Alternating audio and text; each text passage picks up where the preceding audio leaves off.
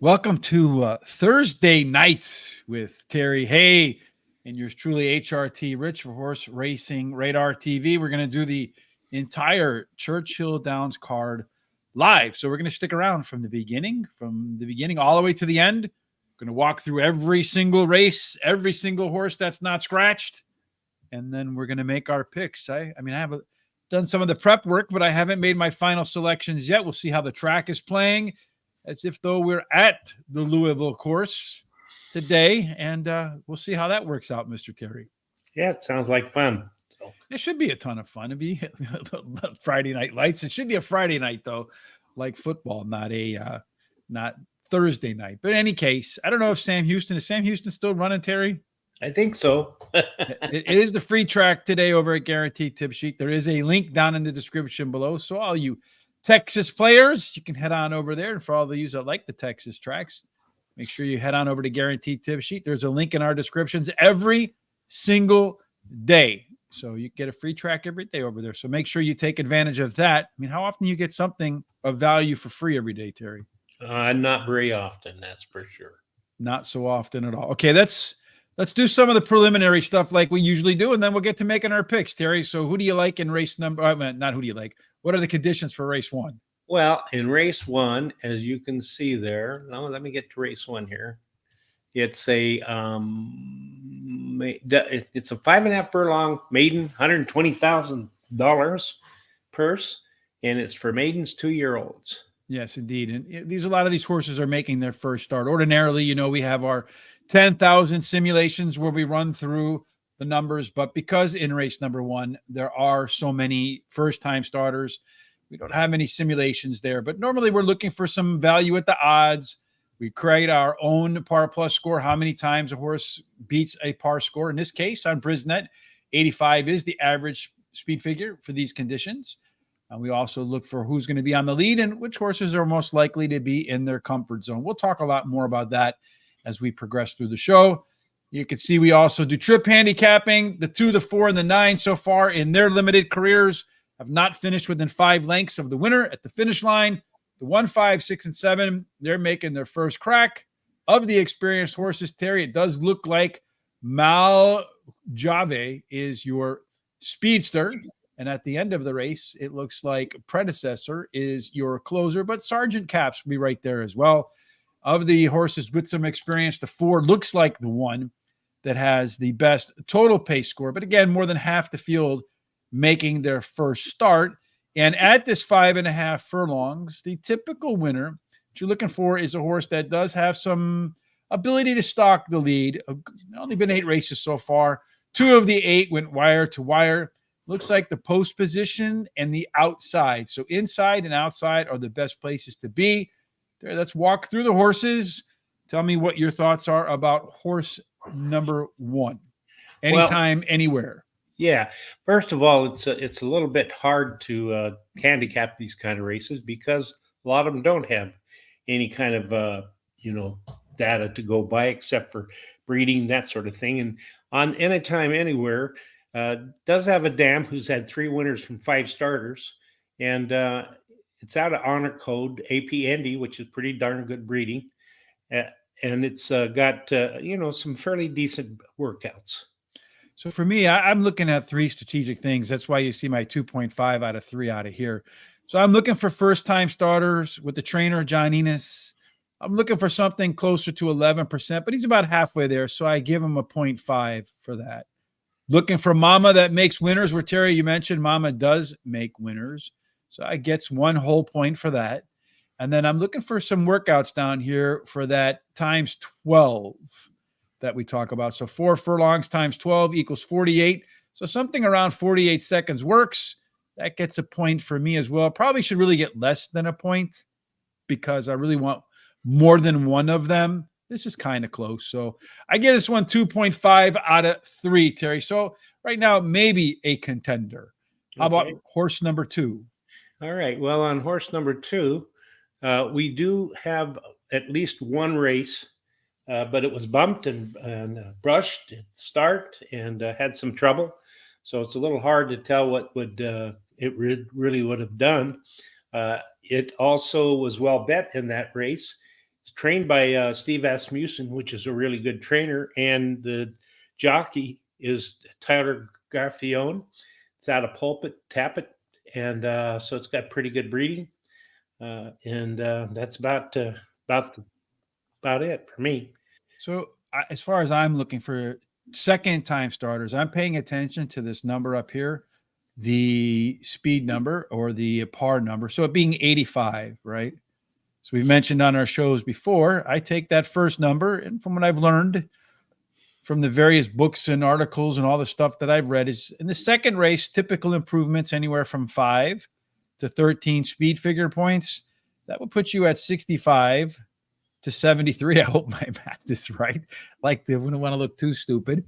But that 65 to 73 doesn't really come up to this level. So I'm thinking already, well, it's going to take some action because he is the second time starter. As you mentioned, Steve Asmussen, Tyler Gaffalione, pretty solid combination. But interestingly, these two have worked together 10 times in the last 60 days and haven't hit the board once, which is kind of shocking almost to me, Terry.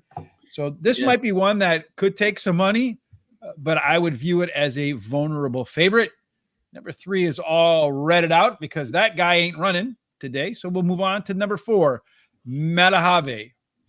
Okay, yeah, number 4 does have a race. They had some problems getting that horse into the gate. Sometimes that makes them expend a lot of energy. It was on a turf. It's got okay breeding, and but not real fantastic, and okay workouts. So. Yeah, so I mean, you look at this number here, second career start for trainer Luis Seglin, only 4 times, won one of them, okay, but 2 of the 4 in the money. So maybe something to consider in that regard. Again, we have the horse making its second start, so we're looking at anywhere from 62 to potentially 70. Doesn't mean they're going to move forward, but if they move forward, it's typically within that range.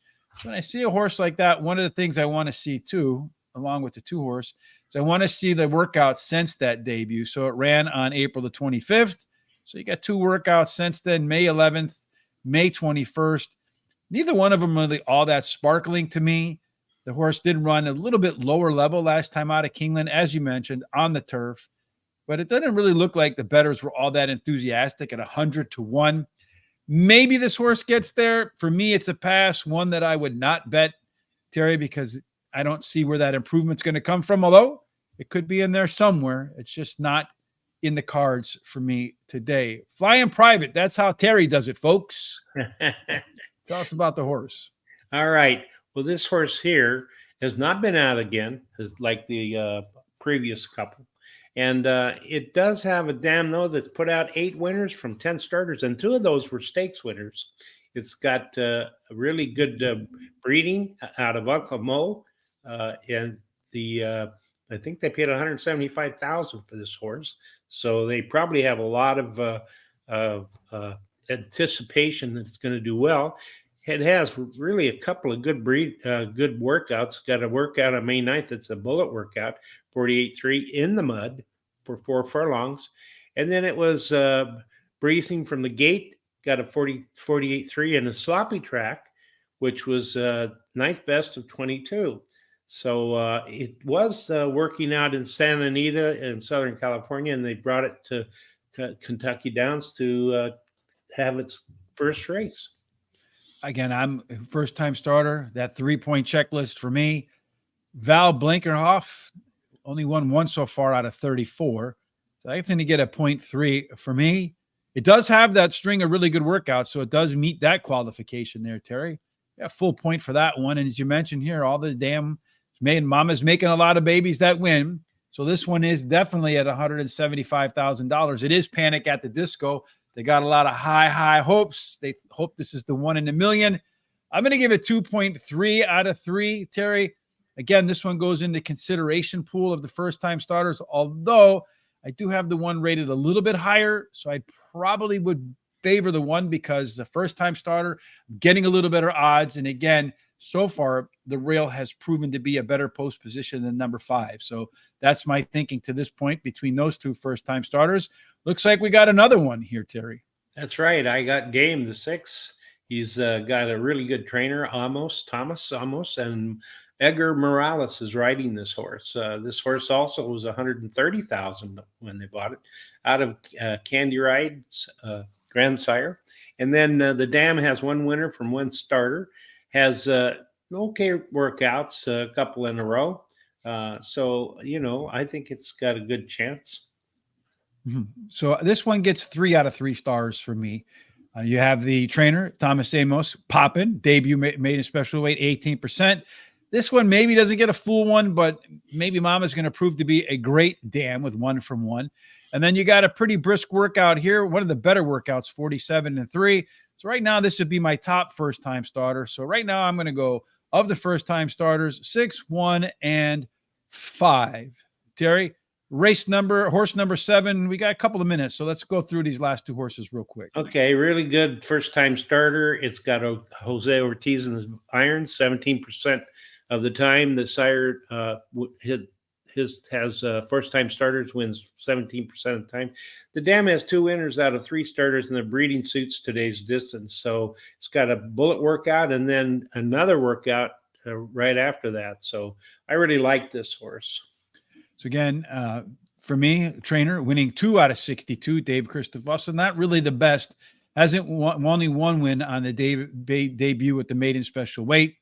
Is an expensive horse. Again, another one, Panic from the Disco, high hopes. Does have the good workouts, as you mentioned, Terry. Another 2.3. I'm going to give this one a slight edge over the 5 horse. So of my first-time starters, I'm ranking him 6, 1, 7, 5. That brings us to the last horse in the field, the 9 horse. Terry, what's your thoughts here? Now, this horse has been out 3 times, had a third at Kingland at 4.5 furlongs. It looks like it kind of gave up last time, so I can't say that much about it. But it does have a great jockey, Bastrano is on it. And the workouts are just kind of mediocre. So. Mm-hmm. Well, this one here for me, again, it's got some experience. So I'm going back to the par speed figure of 85. So far in 3 races, it gets a big fat no. That's why the no is right here. As far as its class, it's running basically flat. So it gets a flat line for me there too. And then as far as its race from race to race, here you see it improved early, but then it flattened out late. So that's a 1 gain, 1 loss. That's a flat for me. This is a no for me on the bet side. So I would leave the 9 off of my ticket. Again, May was the last time the horse raced. No workout since. So there's really not a lot of reason to hope for improvement out of that 9. All right, Terry, it's that time. Let's go ahead and make our picks for race number 1. Who do you like? Okay, I like the 7, that first-time starter. We talked about it, Political Correct. And then I like the 2, Predecessor, who finished 4th after being bumped in his debut race. And I like 5, Flying Private. Private is the first-time starter again, the one that had 8 winners out of 10 starters and 2 stakes winners. And then I like the 6, I Got Gamed, as my long shot. He is a first-time starter. He has 1 winner out of 1 starter, the dam does, and he has several good workouts. So I'm going to go 6, 7, 2, and 1. That's my ranking for the opener in race number 1. I didn't put your numbers in the right way, Terry? Yeah, just 1 was off. So it's 7, 2, 5, 6, 6, 7, 2, 1 for me. Right now on the grounds at the Louisville track as they head towards the starting gate for the opener. You do have the 7 horse. That one, Politically Correct with Jose Ortiz, is your 3-2 favorite. The 2 horse, Predecessor, is your second choice. Then the 6 horse at 5-2. And then the 1 and the 5 are both tied at 12-1. The 9 horse, the other horse in there that got a no for me, the 4 and the 9, that one is actually 9-1. The 4 horse that got a no, 32-1. So just take the 4 and the 9, put them together and exact the box, folks, and call it a day. Well, I don't know. You did pretty good yesterday. You had 5 winners out of 8 races, and you also hit the first pick 5 and the first pick 4. So you had a great day. Sunshine theory, Terry. Yeah. You know, it's the squirrel and the nuts theory, no doubt about it. So O'Kara likes the 9 horse. Why do you like the 9 horse? If you have some thoughts, some questions, anything you want us to cover as we work our way through the cards tonight, please let us know in the comment section. While you're watching on Twitter, if you would kindly retweet so other folks who are playing the Churchill Downs Thursday night card can join us. We'd greatly appreciate that. If you haven't done so, it's the first time you're with us, please hit the subscribe button and the like button on Facebook, Twitter, Instagram, wherever it is that you are. And they're often running in race number 1, Terry. As we look at the start of race number 1, we do see that there's a bunch of horses really trying to get the lead right there. It looks to me like the 1 horse at the moment on the rail. You got the 6 horse in between horses. He's looking pretty good too, Terry. The I Got Game. The 7 horse, that one has taken the lead, had to work its way through the first turn 3 wide, but it's definitely with Jose off to a pretty good start over there. 1 horse on the rail starting to give up a little bit of ground. Jose with a nice hold on the 7 horse. The 6 horse now, it's going to be forced to try to go wide of the 7 horse. Down the stretch they come in the opener. Terry 7 on the lead. My 6 giving chase. They continue to pursue one another. The 7 continues to hold strong. Usually you get to the lead, you got a good chance to win, especially if the jockey can't get the 6 horse to switch leads, which he hasn't been able to do yet, although the 7 is starting to tire a little bit. But it does look like, well, it's going to get closer at the wire right there, but it's going to go 7, 6, 2, 9. 7, 6, 2, and 9. So Terry with the winner. I had the trifecta in the opening race there. Maybe we should have put the 9 in there as the horse with some experience to finish in 4th to get the superfecta. But for handicapping on the fly, I would say I'm pretty happy with those results, Terry. Yeah, me too, especially when you don't have a lot of information to go by. And just let you know that 9 was my first alternate. So if we had another scratch in there, I would have moved it up to my long shot. Yeah, well, he ended up beating the 5 horse, and there's another long shot. The 1 horse that did not show up was the 1 horse after getting that early lead, but still, nonetheless, 7, 6, 2, 9, 5 in the opener at Churchill Downs. All right, folks. So if we go from race 1, now we got about 20 minutes to go to race number 2, Terry. So let's go through, like we do, the particulars all of the time. Okay. What are the conditions for the second race at Churchill Downs tonight? Okay, well, we're going to go and lengthen out to 7 furlongs. It's a maiden claiming race, $10,000 claiming price. It's a purse of $30,000. It's for maidens, fillies, and mares, 3-year-olds and upward. Yep, and when we're looking at horses of this distance at Churchill Downs, what we're looking for in race number 2 as far as a profile of a winner, 7 furlongs does favor tactical speed, so horses that sit middle forward. There have been 19 races so far. 16% of them were won going wire to wire. It does look like the rail gets a little bit of an edge. Posts 2 and 3, they play under par, as do 4 and 7, although 4 and 7 outperform 4 through 7 outperform 2 and 3. And the best place to be is on the outside. So a little bit of tactical speed, Terry, on the outside. This time we're going to get a look at our simulations for race number 2. And the good thing about this tonight, Terry, is that I was able to take out all of the scratches before we started. Yes. So all this data reflects horses that are out of the races and the horses that are in the races. So today, tell us what you see in terms of our data here. Well, as far as speed goes, it's really anybody's guess who's going to get there, because the 11, 10, 12, and 3 show all the speed in here. And some of the others have some speed also. The only 2 that don't are the 1, and I believe, let's see. Yeah, I just ranked them in order now. We have more time than we usually do. All right, the 1, 4, and 6 are the only ones that don't. As far as the overlays, that 3 has an overlay from about 6 to 5 to let's see, where does that go from about? Well, I just put them in order now again. All right, so I'm going to the biggest overlays are going to be like our simulated odds are going to be. Yeah, okay, I'm going to get used to this now.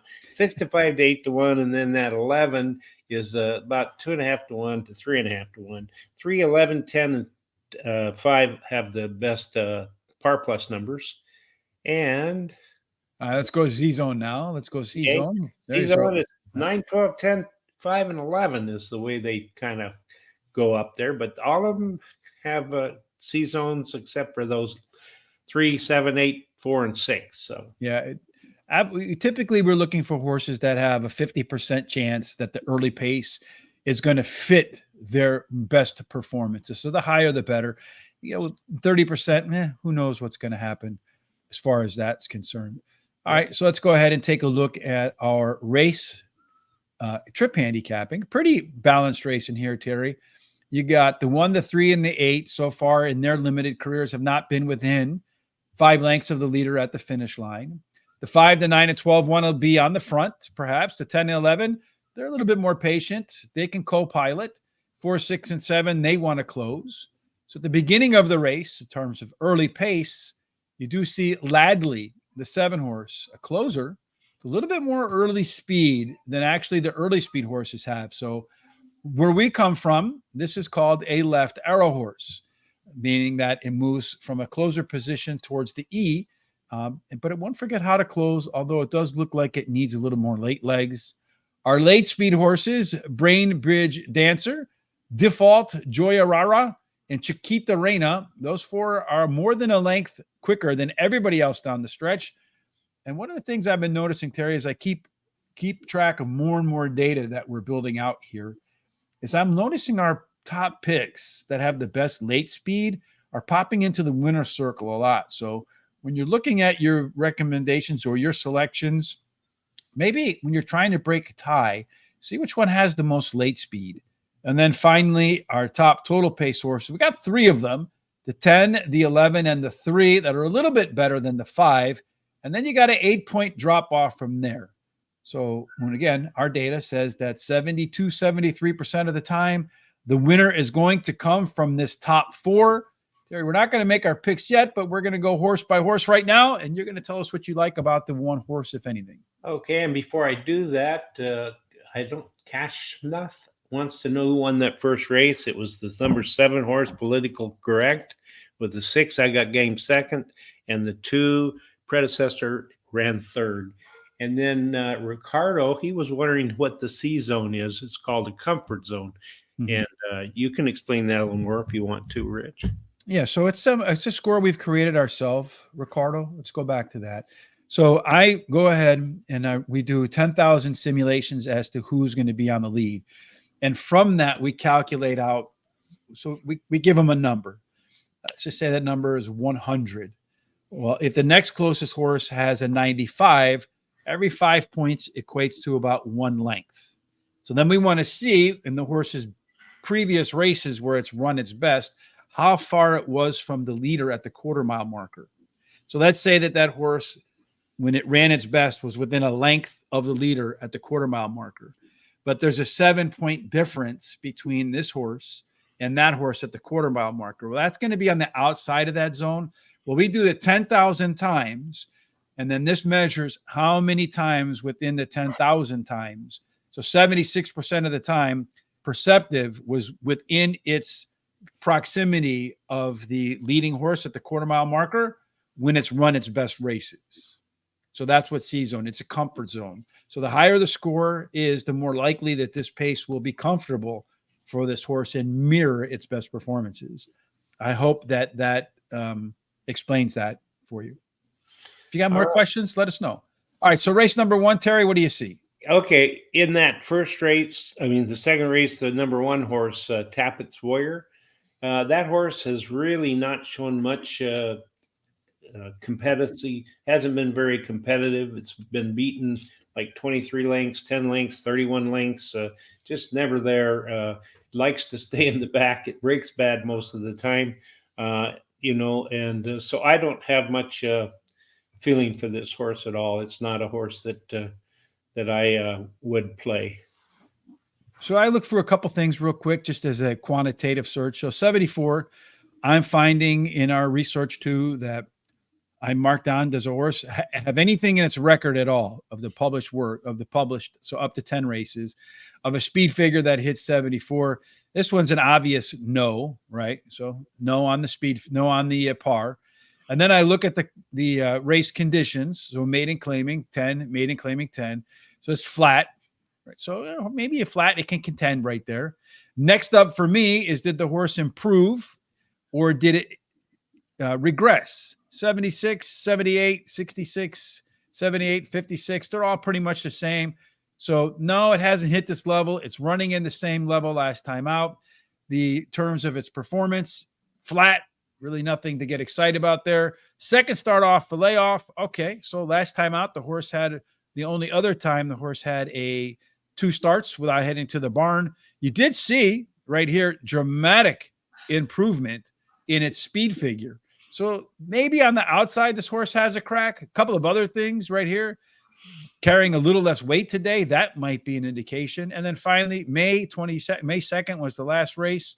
Does it have a workout since then? No. So this horse for me, that's a pass, Terry.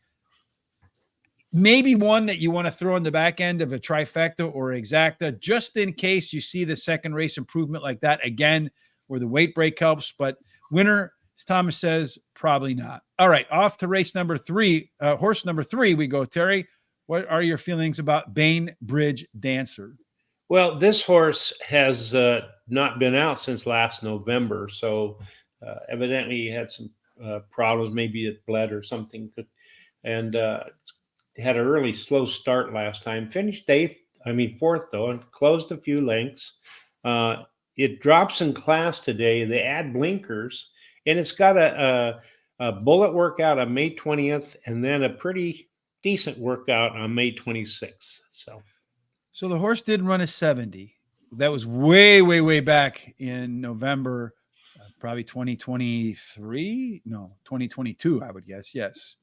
So it was running in a maiden $120,000 race. So again, we got that 70 plus the 5. So it can go to 75 to maybe as high as 83. And that horse was 4 years old when it ran last.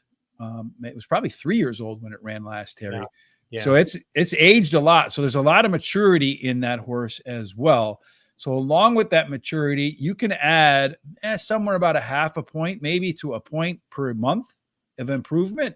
I'm not going to go that far, but I got to imagine there's every good reason to believe that the horse can at least fall inside this window. Again, par for this level is 74. So really good chance this horse does have the ability to get to that level. As you mentioned, Terry does have a bullet workout in there, although I'm not all that impressed with the 101 and 2 and 5 furlongs with only 6 horses. Are there any others back here to confirm that? Most of them I would call pretty average, but still, just upon this right here alone, I'm going to give this horse a big maybe. One I definitely would consider as a long shot in there. Malin, horse number 4, Terry. All right. Well, Malin has got a really good jockey on it. And this horse was out May 2nd at Churchill Downs. So he has a little experience at Churchill Downs. He's ran a 6th by beating 6 lengths. He really doesn't show much other than that. His workouts are kind of average. And so this is a horse that I would probably pass on also. So again, we're looking for that 74. At least I am. Coming through here, I do see a 70 in there. And since it's the claiming type, so with the claiming type, you can go within -5. So 70 here, plus the 5 gets him to 75. So this one would get a maybe for me. So it does have the ability to get there with some improvement. Maiden claiming 10. All right, so running flat again. But last time out, we saw some improvement all the way across the board. So we get the up arrow there. I would really like to see a nice workout since that May 2nd. Well, really more of a maintenance workout. So the horse could be a bit more fit today. Kind of hard to tell where the horse is in terms of cycle because it is running a lot of races without heading to the sidelines. Looks like it's going to get a slower break on a surface and distance that favors horses that are middle forward. So much like its par figure, the horse would get a maybe for me, Terry. One I might consider on the back half, but some more improvement today with the ability to add to this makes this one a long shot that has a shot to win. But I think probably, well, let's look at our odds a little bit later on and see if that one makes sense at all. But we did see speed hold up in the first race, so I'm going to lean towards no. Number 5, your thoughts. All right. Well, on this one here, it also has a little bit of experience here at Churchill Downs. ran there May 12th. It's got a decent jockey. I like Jamie Torres. And also, it's got a bullet workout, 4 furlongs of 48-2, breezing, and it was the best of 5. And it's still another horse that I would probably pass on, but it's not too bad. So again, 74 is our number that we want. Nothing here within 5, so I would get a no. So when you see on Monday, Tuesday, Wednesdays, and Thursdays when we do our shows, and you see all my hieroglyphics, now you'll know what they mean. Stand run, maiden claiming 10,000 again. So flat. We do see some improvement here and here. So 2 out of 3 are up. So for me, that counts as up, especially if they're back to back, either the beginning of the race or the back of the race. But I'll accept improvement anywhere. Route to sprint, not the best angle. The bullet workout, again, only 5 horses to compete with, so maybe something worthy of consideration. It is making its second start after a layoff. Here we saw major improvement in one of its 2 second starts after a layoff from here to here. But it went from Turfway Park to Penn National. I call that a track drop, so I would expect the horse to improve on a track drop. Here we see it go from Keeneland to Indiana Downs, but not the same improvement. I'm going to say again, this horse is probably a maybe to a no to me. I would prefer the other 2 horses for reasons for improvement as far as long shots are concerned. Number 6, Elliott Moon. All right. On Elliott Moon, we've got a horse that's dropping in class because it got beat 50 lengths last time at Churchill Downs, and that was the first time it was on dirt. It's never really shown a lot of competitiveness. The only time it even got close was in that race back in February at Tampa. What is that? Turfway Park. Turfway Park. I'm sorry. Mm-hmm. Yeah. So anyway, but it has a decent jockey. It's a pass for me on this one. So maiden claiming down here $30,000. It did run a 69. If you add the 5 to that, it does have a shot to hit 74, the par speed figure in here. As far as class, as you mentioned, Terry, dropping in class, not the biggest class drop in maiden claiming, but still facing lighter company today than it has, although it finished 50th out of 10. That's not too good. Comparing fractions here a little bit, Terry, we do see that the opening quarter was some of the fastest fractions it faced. Down across the board, really no workout since then. Kind of hard to back that one too, Terry. So if it beats us, it beats us. That's horse racing. A hard no for me. Number 7, Ladley. Again, number 7 was one of those horses in our pace that did show out to be a potential pace setter in there, Terry, where speed being up front is helpful. So What are your thoughts about the 7? Well, this horse does show a lot of early speed, but it doesn't seem to be able to hold it out more than a quarter to the quarter pole is about all. Maybe to the halfway through the race, but I really don't see a lot with this. Although it did improve its speed rating in the last out of the last 3 races. It's got a workout of 49.1 for 4 furlongs at muddy track. So it's another one that I personally would just skip. It probably looks like a skip horse too to me, Terry. Nowhere near adding 5 points to getting 74. So no, it is going to run in the same flat level. We do see some improvement in the back half of the race. So the horse does have some early speed, as we saw. We do see some late race improvement in here, Terry.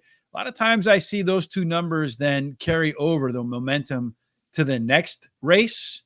So 2 out of 3 being up, that's going to get an up for me. I would really have liked to seen a workout since that May 2nd to give this horse some reason to believe, at least like a short, fast one or a long one to build endurance. It is making its second start after a layoff. So if we look back at the other 2 times the horse made a second start after a layoff, we see regression and regression again. Yeah, maybe you're not into patterns or cycles. Mark Kramer wrote a book on it. It's been useful for me. Again, a horse that does have some upside in it, Terry, one that I might think about putting into the back half of my exactas and trifectas, especially since a lot of upsets happen on the front. If Ladle can get to the front, get comfortable fractions, maybe can steal this one at a price. What about Pepper's Girlfriend? Okay, well, this horse is bred pretty well. It's out of Candy Ride, which is pretty nice breeding. He's got a pretty nice, got a jockey that's doing really well at this meet, winning 14% of his starts. And the only problem is it's never really showed that it can be very competitive. It looks like it wanted to be a closer, but most of the races it ends up being beaten pretty drastically. So this one is our 74, beating the same drum, but you have to have a systematic approach, I feel like. So you got that 72 there. So this one gets a yes. It can hit par for this level. Class, it is taking a pretty big class drop. Right now, if memory serves, it's taken the biggest drop. I don't think anybody else is coming out and maiden claiming 40. We do see improvement all the way across the board here. That is a plus, in my opinion. Trainer, only 5 times dropping multiple classes. Okay. Trainer's only won 7 out of 73 races on the year. Francisco Arrieta, decent win percentage of 11%. Is there a good workout in here since then? April 28th, we do got a workout. So really more of a maintenance workout. I would say if there's a surprise candidate, Pepper's Girlfriend might be one that can pull it off. So that's one to keep in mind. Of the long shots so far that we've discussed, this probably would be my first pick from the long shot angle. Perceptive, Terry, is one of the favorites, it looks like, at least from the odds that we've seen so far. Yeah, it's out of APND honor code breeding and drops in class today. Ran a nice second last time out. Goni was beaten ahead at a mile in the 16th. And it also has a Steve Asmussen as a trainer, which is a high percentage winning trainer. And the trainer wins 22% of the time when he takes a horse from a route to a sprint. And then Keith Asmussen is riding. And Keith has been doing really well this year. Well, one of the first things I see, Terry, you mentioned Steve Asmussen. Not only is he the trainer, but he's the owner. Yes. The owners tend to put their horses in races they feel they can win. When you look at this horse, Terry, as far as that ability to get to 74, another horse that gets the maybe in there. So we'll give this one a maybe. It is dropping in class, as you mentioned. It's a pretty effective angle for Steve Asmussen, 23%, which is higher than his 20%. So that gives me what I call alpha, a little bit more than usual. So I like to see the alpha as well. Last time out, the horse ran a mile in a 16th versus a mile. You see here that the fractions were pretty similar, as was the distance from the leader. So you go longer and you run faster. That's a plus, in my opinion. Looking at these numbers across here, we're solid across the board. And since that May 3rd does have a workout, so very strong. So Perspective does get a plus for me. This one is absolutely in consideration as a horse that can win this race. Chiquita Reina, Terry, how about you? Yeah, okay. On the 10 horse, got Tyler Gaffleon riding, and it's a tap it horse. It's ran its Churchill Downs last time out and ran a nice second. It also it's only beaten 2.5 lengths.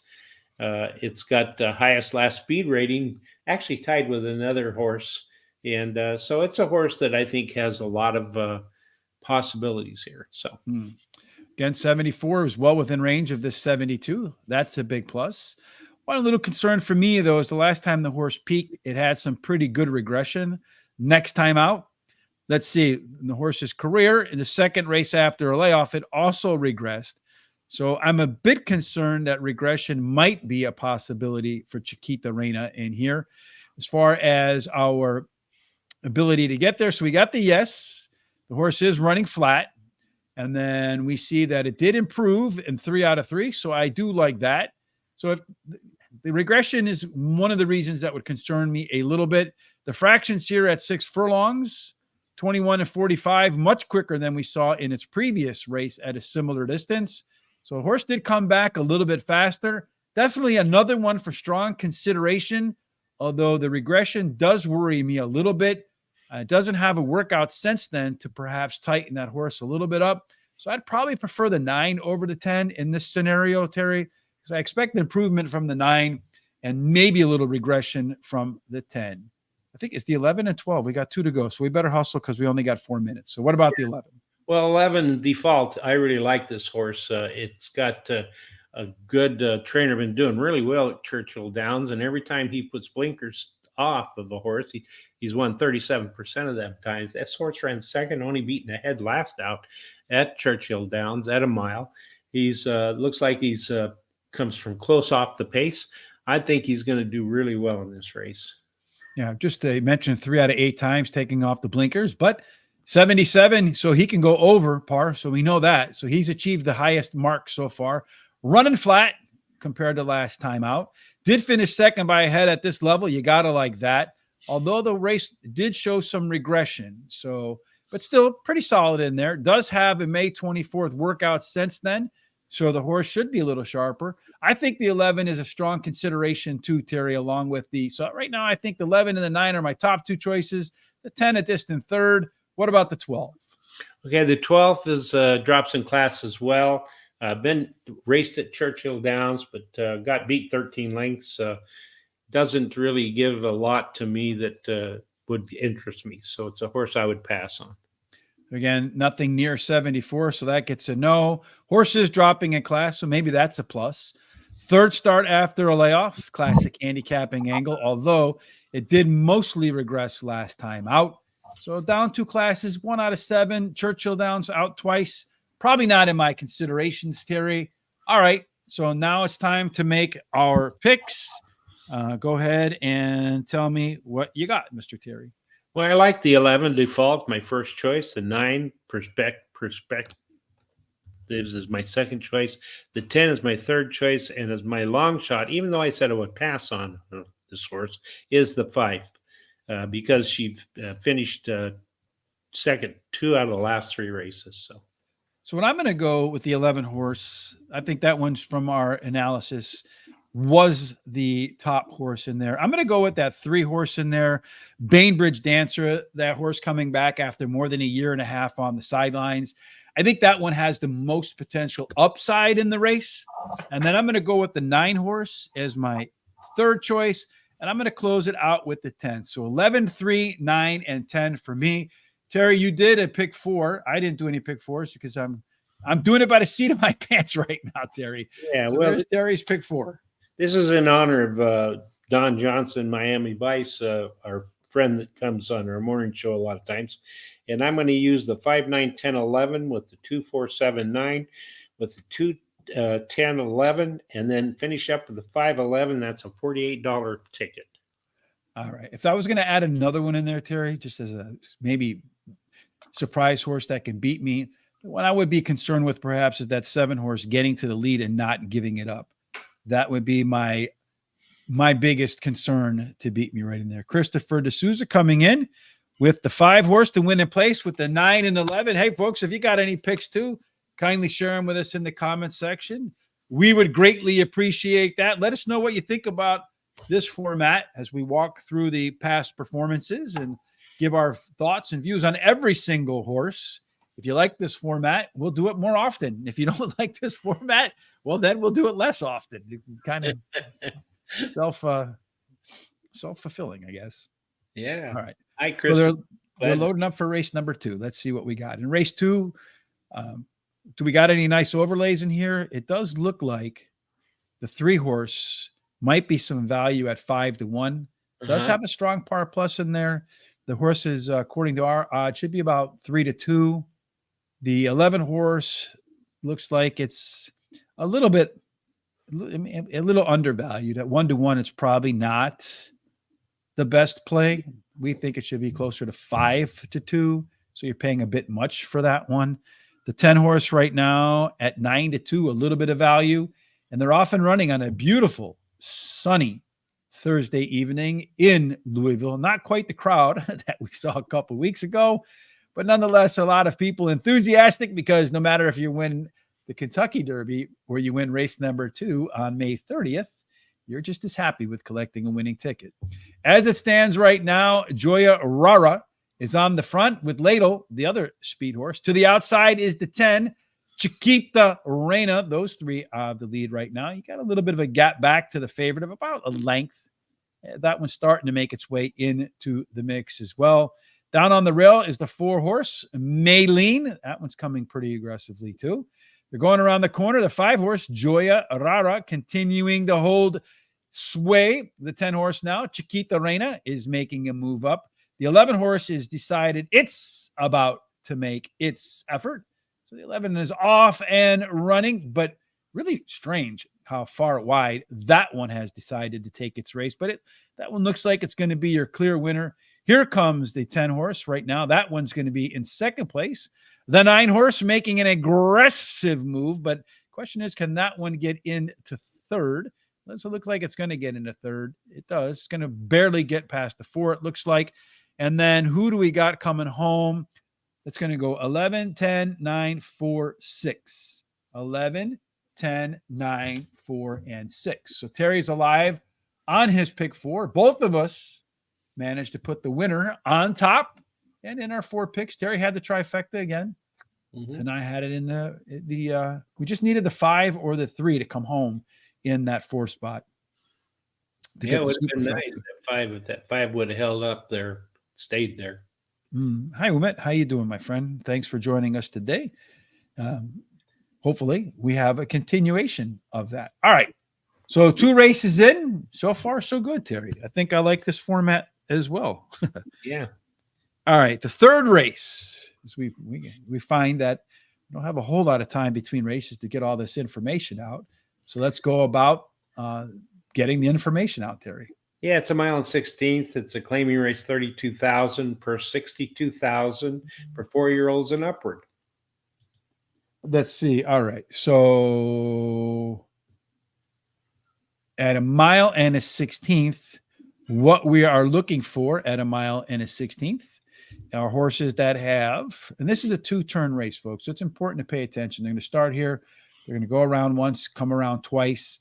Usually means you have to have a little bit more stamina. You cannot treat it like a sprint, like the 1 mile races at Churchill Downs.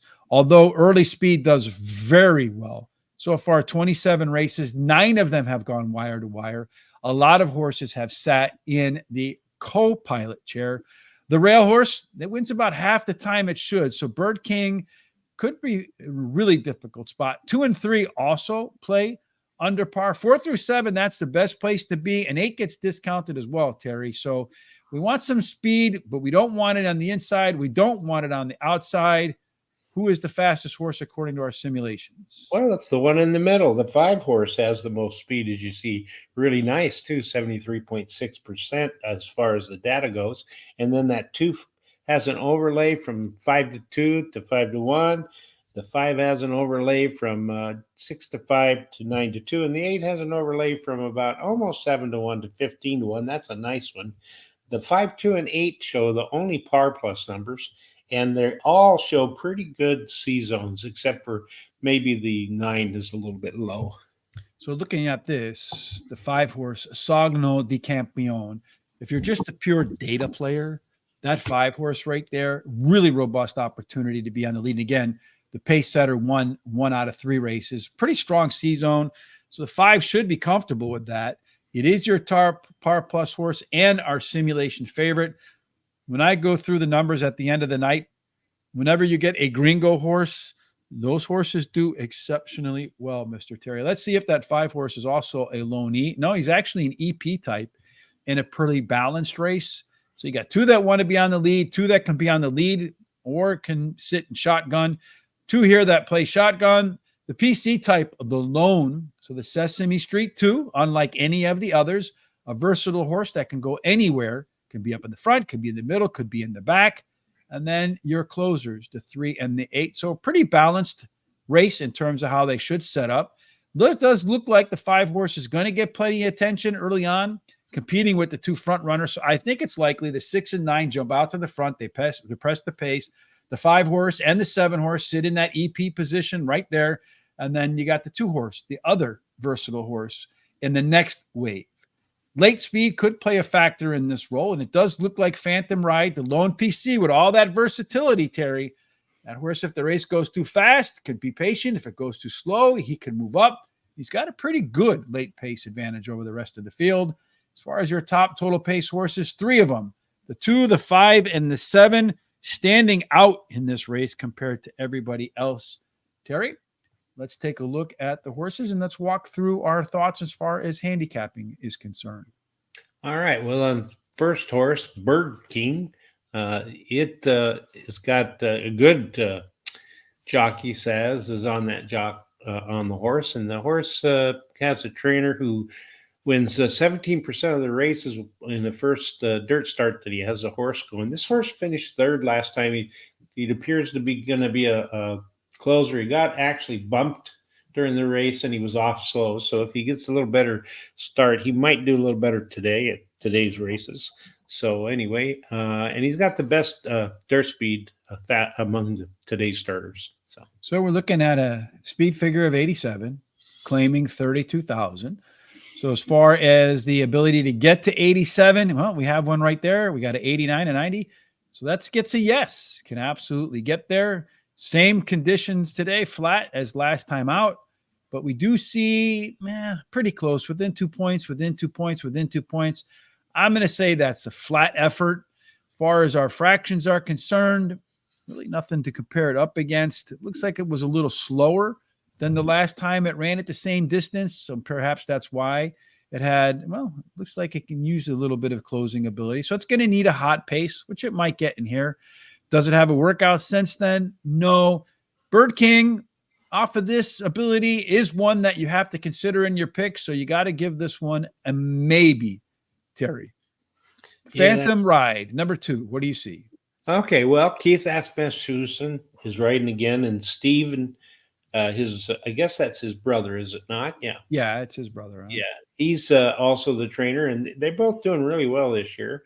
This horse drops in class. It comes in from Oakland Park, where it really faded pretty badly the last time, but it had won 2 races prior to that. So actually 3 races in a row prior to that. So it's not doing too badly. If you can throw out that last race, they had changed to jockeys, so maybe going back to Asmussen will really help this horse. So it's got a decent workout on May 26th, 38-2. Yeah, no, it does have a decent workout in there. The 87 unquestionably can hit that mark. Has done it a couple of times. So yeah, we get a yeah. Allowance 140,000 to claiming 32. I would say that's absolutely a drop in class. Maybe it didn't like the mud, because you can see right in here that muddy race. Anytime the horse has run on a muddy race, hasn't really liked it. 6 out of 10 and a fast track. So maybe you can excuse that effort right there. As you mentioned, Terry does get a different jockey. Along with our pace figures in here, Terry, we do see that it regressed in 2 out of 3. So a little bit of regression there. Maybe it didn't like the kickback in there, especially for a horse that doesn't want to be on the pace. So you know he's going to be eating a lot of dirt and mud as it goes around a muddy course. The freshen up workout, the maintenance in there, I like that, Terry. That's usually an opportunity for the horse to get a little bit more stamina in it. Do I like it better than the one horse? They both get the yeses. This one gets a maybe. It is dropping in class. The last time it ran at this level, the last couple times, it did score the W. That was at Oakland Park, trying Churchill for the first time. This one's at least had a couple of runs over the Churchill track. I might lean the 1 over the 2 because I see them similarly, but I'm getting better odds on the 1 than I am getting on the 2 horse. Roman Centurion, Terry, what are your thoughts about El Número 3? Well, this horse has been beaten by Phantom in the last race. It's race in April 12th. It actually has got a win at Churchill Downs, so it can compete at this track. And it shows it can actually do the distance, as it's been in the money 3 out of 10 starts with a win. And it's got a decent jockey on there. So it does get the yes, can definitely hit 87. The horse is dropping from claiming 45. So that's a positive. Has it run at this level? Has not run at this level in the last 10. So the lowest level it's run in a bit. Definitely like that in terms of its lesser competition today. Although the trainer, not the hottest winning percentage, looks like 2 out of 44 so far when the horse has been away from the races for a little bit. Last time out, you did see pretty much a similar race as the prior start. I'm going to give it a flat as well. Does have a workout in here on the Churchill Downs training track of 49-4.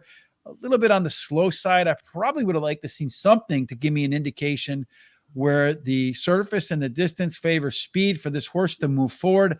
I don't think it's going to be in a winning position today. Maybe the back half of the exacta or the trifecta or superfecta. I'm going to put this one in the maybe to no category. Although if it does rerun this race, Terry, with that 90, has a good shot to win. And that's why I think maybe. Master Game. What's its game? Okay, well, this horse got beat pretty badly in the last two races, but as you can see, they were really, really nice horses. They were handicap horses, and now it takes a major drop in class. So that really, I think, gives it a lot of plus points. It's got a good trainer, that high percentage winning trainer that wins 17% of the claiming races that he puts a horse in. And this horse has the highest speed figure at today's distance. And I like this horse. So coming at this one off the can't hit the number. So that's absolute yes. But we are getting some straight downhill regression from this horse after running a whole bunch of races in a row. This horse looks to me like it needs a rest, is what it looks like to me, because he's been running pretty regularly and you're starting to see the fall off there. Albeit, as you did mention, Terry, running against Stakes Company. I think a lot of people will see that drop in class and it will chase some money for sure. I don't like the fact that this horse has gotten 6 tracks over the Churchill Downs tracks and has not found the winner's circle as of yet. Only 1/3 in there. It does perform well at today's distance. That's a plus. As far as the workouts are concerned, a mediocre workout, maybe sharpen up the horse a little bit.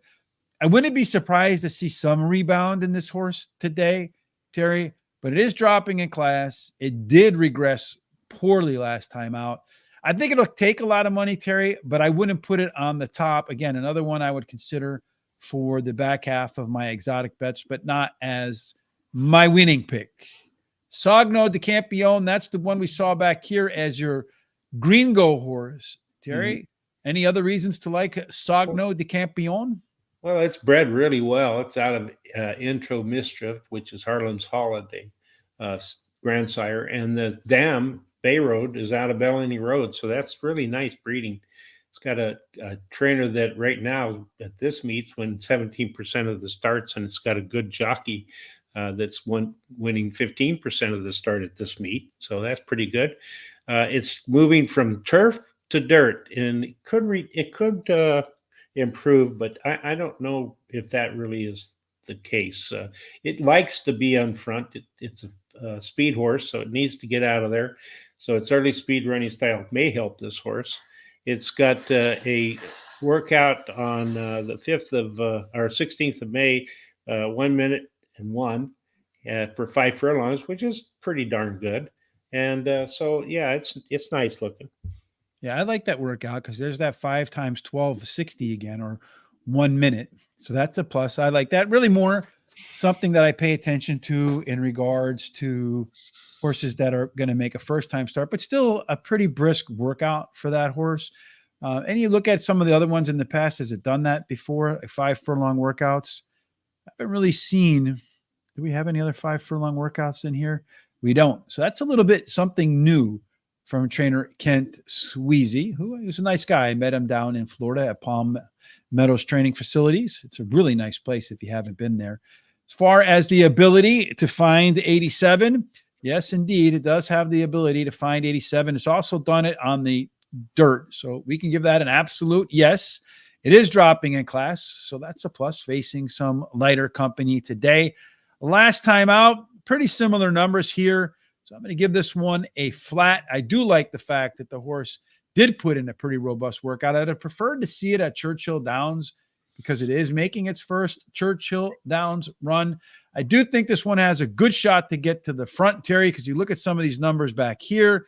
You look here again. It is going to be a part of the early pace. Again, here, it's going to be a part of the early pace. The horse is going to be where it wants to be on the track. The question is, Can it close out the race? That 5 furlong workout should give it some more late stamina. This is definitely one for me that you got to consider as a potential winner in the 5 horse. Outlier. All right. Yeah. Well, this one is another one that likes to get out there early. So it may give that 5 horse a little bit of push there. It's been to Churchill Downs 9 times and won 3 of those. So that's pretty darn good. And it likes the distance, been in the money 9 out of 20 starts at today's distance, and has Julian Lepierre in the saddle. So that's pretty good. And it really improved its speed rating from last time to this time, went from a 58 to 71, which is a really nice improvement. So, yeah, and maybe like you mentioned, you pointed out, the horse does have 3 wins in 9 races at Churchill, 7 in 63 elsewhere. So maybe a budding horse for the course for sure. One that really hasn't fired at today's mile and a 16th, but still in the money. What is that? 8, 9 times, 45%. So not too bad. Can the horse get to 87? It looks like it absolutely 1000% can. So got a lot of Y's in this race. That means it's kind of open. So in an open race like this, where a lot of horses have potential to hit the par, I'm going to really focus on some in-race advantages that a horse might have, as well as maybe getting a little better odds. Norm Cash so far to start 2024, not having the best year. He's an ice cold barn. 0 for 17 theory. We have as many wins as he does, which is, I don't know if that's good or bad. Julian Leperoux having a decent start to 2024, a little comeback year. Flat in terms of running in class. And then last time out, we saw regression. So I would like to see that horse, despite that jump up. I would like to see these numbers pop up. So that tells me maybe the competition it faced wasn't all that solid, because none of these numbers went up. We also see that these numbers went down and the horse went forward. So it tells me it really didn't face any speed, real speed in the last race. It's definitely going to compete with some real speed today. I'm going to put this one down, more likely a no horse than a yes horse, Terry, although its history back here could come back to bite me. If it gets the lead, maybe it has a chance, but outside of getting the lead, I think its prospects are pretty light. Man in the Can might be a little different story. That's right. This horse has been to Churchill Downs 1 time and won that race, and it finished third in its last race at Oakland Park. He has the highest last speed rating, and he has a really nice bullet workout on May 19th. He's got Tyler Gaffalione in the saddle. So this is a horse that I think rates pretty high. It's improved its speed rating in the last 4 races and each race. So to me, that means he's really racing into form. And then to our good friend Barry Meadows, 1, 2, 3 speed figure increases in a row. That is what I call an alpha angle. They win at, according to all Barry Meadows research, in thousands and thousands of races. They win at a rate of equal to or greater than 15%. That is an alpha angle. It did run at 84, Terry. Let's see. What's the next closest one? 71, 83. So only a +1 difference over the next. Really not a big difference. At a mile and a 16th last time out, closer to the front, was on the front. So absolutely ran some better early pace, early speed numbers. So it can get to our 87. That's a yes. The horse is dropping in class from a $200,000 non-graded stakes race. And then we did see some improvement over here in the front too. So that's an absolute yes. May 4th and then a May 19th workout, a bullet workout on top of that. That's an absolute yes, Terry. And the horse does have a 1-for-1 effort over Churchill Downs track. That's an absolute yes. And then look at that in the money. What is that? 7, 8 out of 13. So yeah, I think the 7 horse is a very strong contender in terms of what we see in the PPs. Should be forwardly placed. Kind of fits in with the track bias. One worthy of a lot of consideration. I imagine one. Let's see what the odds are on that one right now. It's 5-1. So that might be one that you want to keep an eye on, folks. Get a little bit of value out of that guy, perhaps. Number 8, Common Bond, Terry. Your thoughts? Yeah, this one here is going to go from turf and all weather to the dirt. So we'll have to just see how it does. It's actually in the last 2 years have not done very well. It's only had 1 win and 10 starts, and then it's a closer, so it's got to have some speed up front. It did get a 96 in the one race that it did win at Turfway Park. It's got some other things. It's got some mediocre workouts. So it's a horse that I basically would pass on. Yeah, coming off a turf, all weather, had one race back here on the dirt, only one race, 5 races on the dirt. Though it did score a pretty high figure in there. It is one of the winning efforts. So perhaps that's a plus for that guy. Our 87, is that achievable for this horse? It is indeed achievable. So a bunch of yeses in here. It is dropping a class from an optional claiming, but we do see a bunch of regression early, a little bit of a big improvement late last out. Typically a horse that runs its best forward, probably not going to get here. So a little bit of regression down here. We didn't see any effort at all that looks like it can merit making that turf to dirt switch in there. Maybe that offers some hope, Terry, especially if the horse can get forward. Does the horse have a chance to be forward here today? 77, probably not. Over here, a 0.25% chance. Its best hope is to go forward. Our data says it's not going to be forward. So I'm going to say that one, if it beats me, it beats me. So I'm going to give that one a no, despite the high ranking from our good friends at Brisnet with their power score of the 3rd best horse in the race. One more to go. Tinwanaku. Yeah, I really like Tinwanaku. You know, this horse ran last time a $50,000 claiming race, and that drops in class today. In that race, it led for half the race and was only beaten 3.5 lengths by which I think are a lot better horses. It was running at Kingland. It's been at Churchill down 6 times and won 2 of those in a second. So it likes this track. It really likes the distance, being 5 out of 7, 5 in the money out of 7 starts. And then this horse also has a high percentage winning trainer and jockey, and they're going to add blinkers today to keep its mind on business. Yes, indeed. To keep his mind focused and forward. All right. So again, does have the ability to run that par speed figure well above that many, many times. So definitely has the opportunity to do that. It is dropping in class, so facing lighter company theoretically. Did regress last time out of the first 2, so not my favorite angle in the world right in there. It is making its 2nd start after a layoff, so we got a couple of other ones to consider. Here we see that the 2nd race looked a lot like the first one with a little bit of a regression. The 2nd race looked a lot like the first one here too, with a little bit of regression. So I'm going to say this race is going to look a lot today like the last race looked, which would put it around 80, 81 again, in range of the striking distance in there. Terry does have a Churchill Downs workout on April the 25th, May the 16th as well, and May the 9th. So 3 really solid workouts. The horse should be more fit than it was last time. So yeah, maybe doesn't regress a little bit, maybe bumps up a little bit. I do think the 9 horse off of that 3 workouts should be much more fit, should maybe be forward. That's where it wants to be. It does have a chance to get there according to our data here. Should be a part of the front runner. So the horse should be on the track where it wants to be. Reasons for the horse to improve.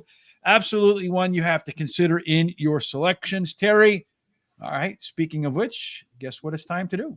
Do our selections. So, all right. So who do you like in race number 3? I like the 9 as my top choice. Then I come up with the 4. Then the 2, and then Man the Can, the 7's my long shot.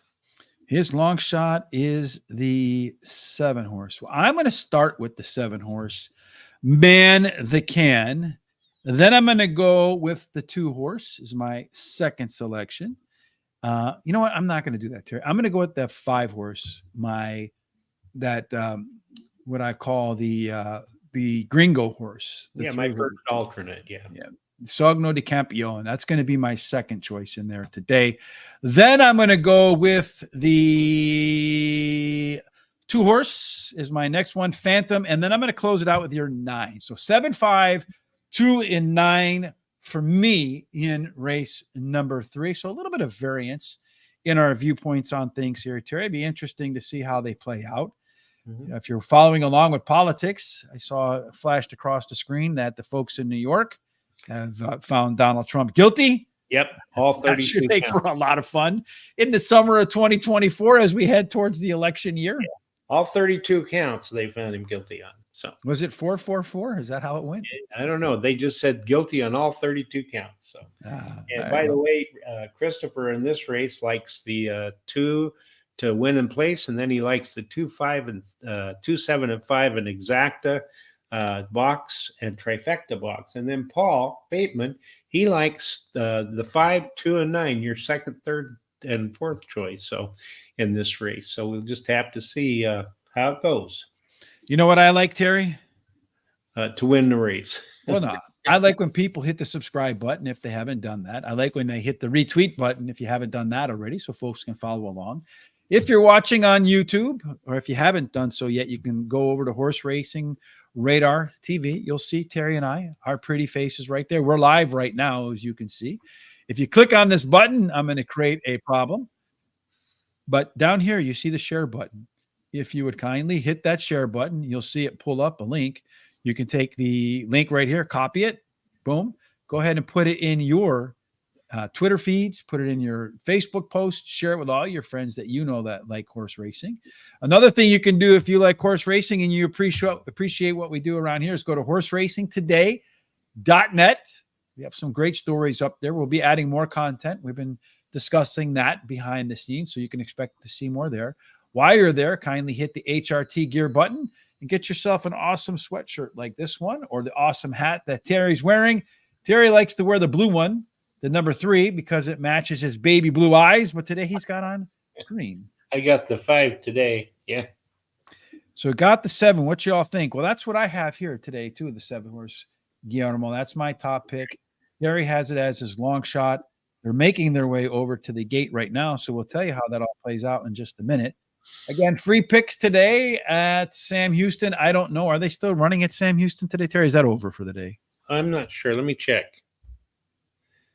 It looks like it might be done for the day. No, race 1 hasn't started yet. So it's a night. Yeah, it's a night track. So it's going to start at 4:30 Eastern time, or my time, I guess. Yeah, so it's going to start at about 6:30. It looks like 6:30, so 7:30 Eastern. Yeah, so we should be done when they get started. So you can go from here right to there with some free picks and all of the stuff that you see me doing here on the screen today. So all the same sort of stuff that goes into making the selections a guaranteed tip sheet. Kindly use that so they know where it is that you're coming from. All right, race 3. They're all loaded up, Terry. It looks like about ready to get hustling. Let's see what happens right there. FanDuel. That's another place to bet. Yeah, right? Gimelto wanted to know where we were watching the race, so I'm watching TVG. Yeah, FanDuel.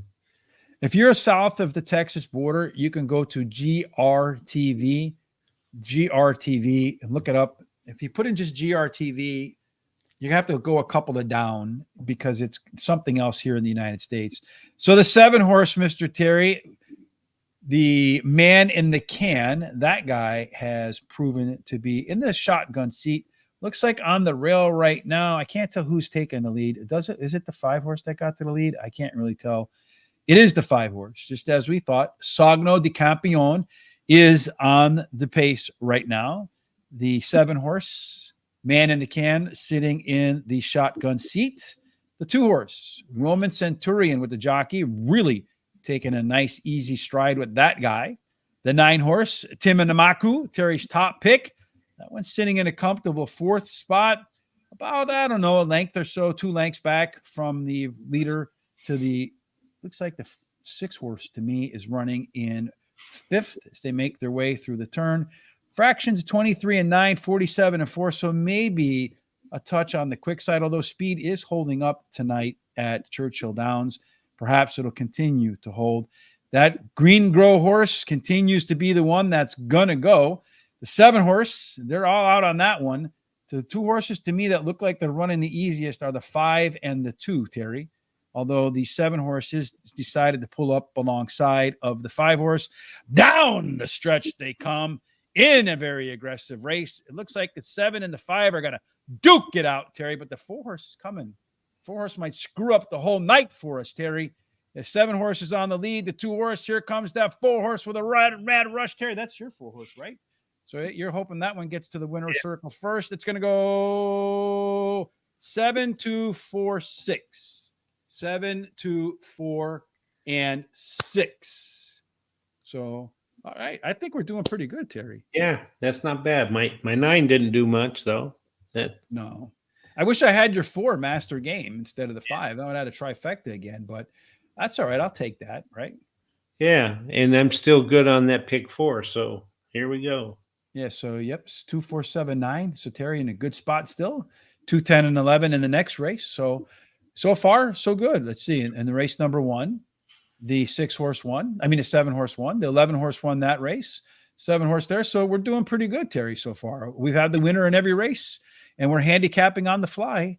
That's the 7-horse went off at, what did he go off at? 7-horse. Let me see. He went off at 6-1. All right. We'll take that. Now, also, Guillermo had the 7 as his top pick in there, too. So Sure did. way to go, Guillermo. You got the 7. Lucky number 7 in race number 3.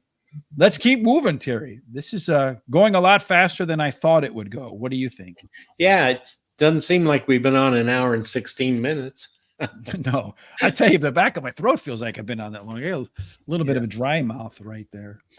All right, Terry, let's talk about race number 4 and the ongoings in this affair.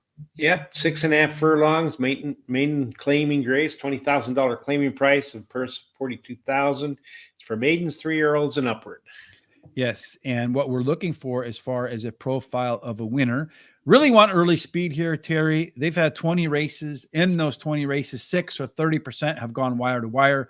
A lot of the other horses that went on to win either sat in the shotgun seat or 1 seat to the right of that. Post position wise, a pretty aggressive rail advantage. 2 and 3 play a touch above fair.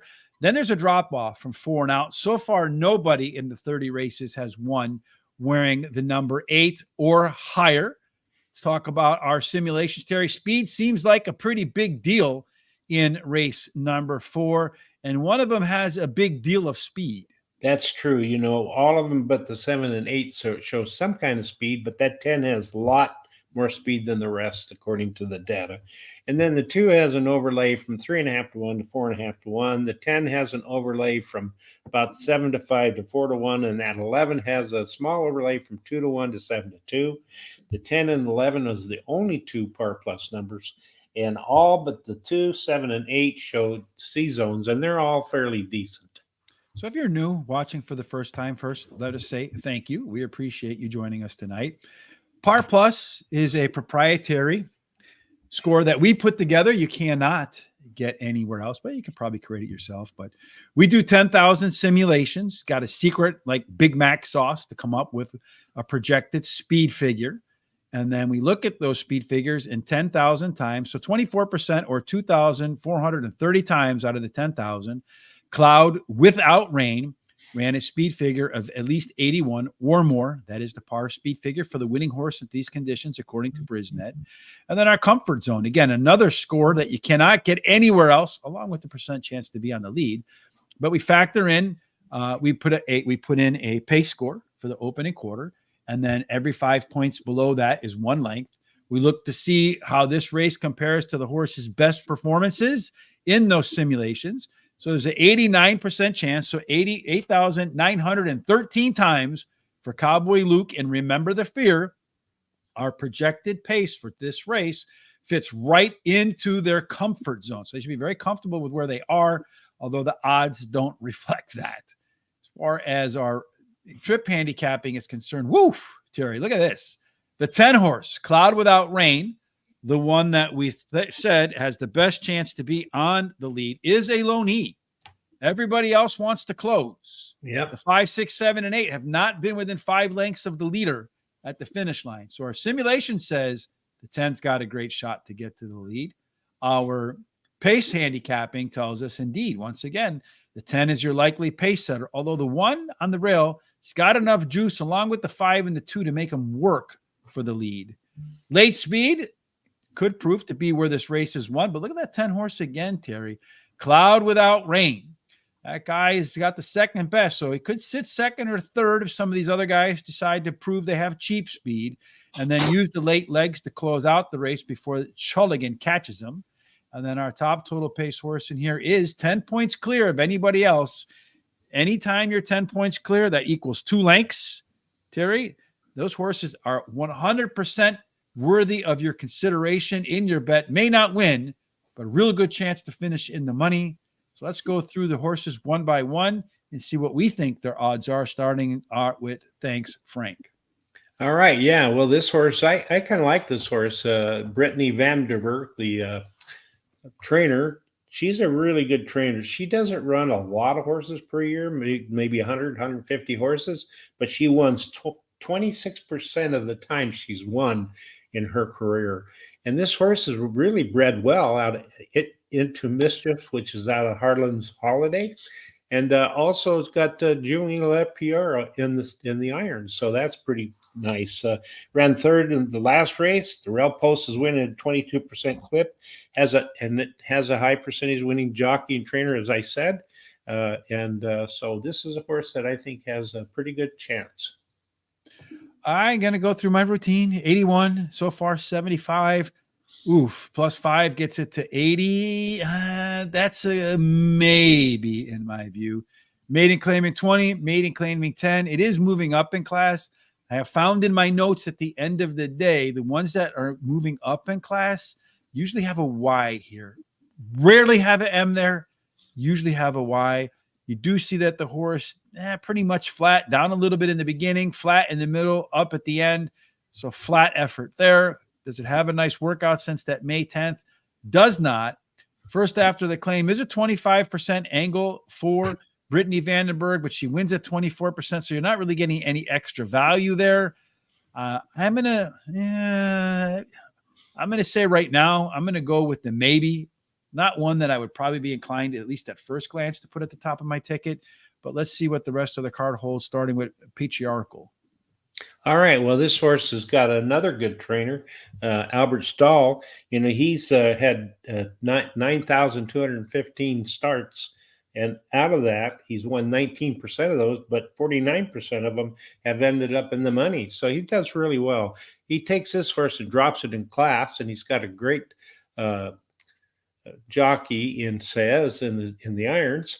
He's ran at Churchill Downs once, but he actually didn't fare really well. He ran kind of a mediocre medium race, but he is going down in class. And every time that this trainer takes a horse down in class 2+ classes, he wins 33% of the time, although it's not been a lot of them that he's done that to. He's done it with 3. So there you go. Well, 81 is within the realm of possibility. So we give him he can get there. As far as class is concerned, maiden claiming 50. This one's a pretty big class dropper in there. So that's definitely something you have to entertain. As far as our pace is concerned, better early on. Absolutely like that. So you got the drop in class on a horse that's improving, that can hit par. Doesn't have a workout since then. You do see some pretty brisk fractions right in here, Terry. So I'm not so concerned that the horse couldn't keep up in there on that first Churchill Downs race. That's a pretty quick 6 furlong times in there. Maybe catches a little bit slower pace today, because we did see in our pace setup that a lot of these horses don't want to be forwardly placed. So I don't think he's going to catch that much of a hot race today. I think Patriarchal with Luis Saez in the irons is definitely one that you can expect some improvement out in the second time over the Louisville track. Hallelujah Harris coming in from last year at Ellis Park. Yeah, that's right. And it's been 9 months for this horse. And they didn't do very well in the last race. Got beat 31 lengths. It really wasn't involved, like it didn't really care for the day or to run. It's got a good trainer. And this trainer, anytime it's taken a horse from a maiden to a maiden claiming race, it's won 18% of the time. And he's been really hot in the last 14 days. He's won 2 out of 6 starts. So there you go. And got a good workout on May 25th, 48.4 for 4 furlongs. So one of the first things I noticed is the horse. So you go back here to its debut, right? Came out, was well bet, 7-2 as a first time out of the gate horse. It held its own in there. I mean, that's a pretty even effort for a horse making its first start. Got that 64, so 69 to maybe what's another 13 points, 77. That's within the realm of possibility. Again, going from 2 to 3, you can add about a half a point a month. So August, what's that? Another 10 months, 8 months, something like that. So you can add another 4. So definitely can get into the 80s. What this tells me here, though, Terry, is off since August the 5th, coming back, getting first-time Lasix. That just tells me this horse bled. They trained the horse in between, probably trying to bring him back to the track, and he continues to bleed. So they bring him back in a spot where they can put him up for claiming, has a chance to win. The Lasix should help him with the bleeding. I think the horse does have some room for improvement today, unquestionably. It's not really a maiden special weight drop in my view because it did debut in maiden claiming 40. Still a drop in class overall. You do have that really nice workout of 48-4 at Churchill Downs. Are there any others in here? You got this one back here at Churchill Downs. So the horse is working pretty well over the track. I think, if you're looking for reasons to improve, of the 3 horses that we've seen so far, this one has the most reasons to improve out of the first 3. So I'm going to say the 3 horse absolutely merits some consideration today. Brother Rice doesn't merit any consideration because he's sidelined. Cowboy Luke, Terry, how much consideration are you going to give this one? All right, Cowboy Luke, this horse drops in class today because last time he got beat 27 lengths. He's Close. actually trained by Bob Atlas before, and now he's with a new trainer. And he's got a jockey that's a decent jockey. The trainer wins 17% of the time in maiden claiming races. And the horse has got a May 25th workout of 48-2 for 5th out of 28 runners, and it was a breezing workout. So there you go. So again, 81, yeah, probably not. Yeah, I don't see really any indication here that the horse can get there. So that's a no. Again, I'm finding about 9 out of 10 horses, maybe 8.5 out of 10 that end up winning in our research definitely have hit par for the level that they're at in their previous 10 races. It is making the second start after a layoff for the first time in its career. So you see race, break, and usually some extended breaks in there too. So this tells me that this horse is finally healthy, which is something it may or may not have been, or they're really trying to sell it. Those are your 2 options in there. Last race right there, yeah, probably not one that's all that encouraging. So you're going to want to see the horse do better. So it is a no. It is dropping in class. But surprisingly, last time out, the race wasn't really much different than the race before it from a pace perspective. I'm going to say the horse has an opportunity to improve if the finally healthy angle proves to be true. It did get some average betting back here. Did lose to a horse that was a horse that came out and won the next time around. Any second race improvement is possible. We just don't know because it hasn't made it 2 races in a row. I'm going to say the horse is finally healthy and probably outruns its 20-1 odds. But when?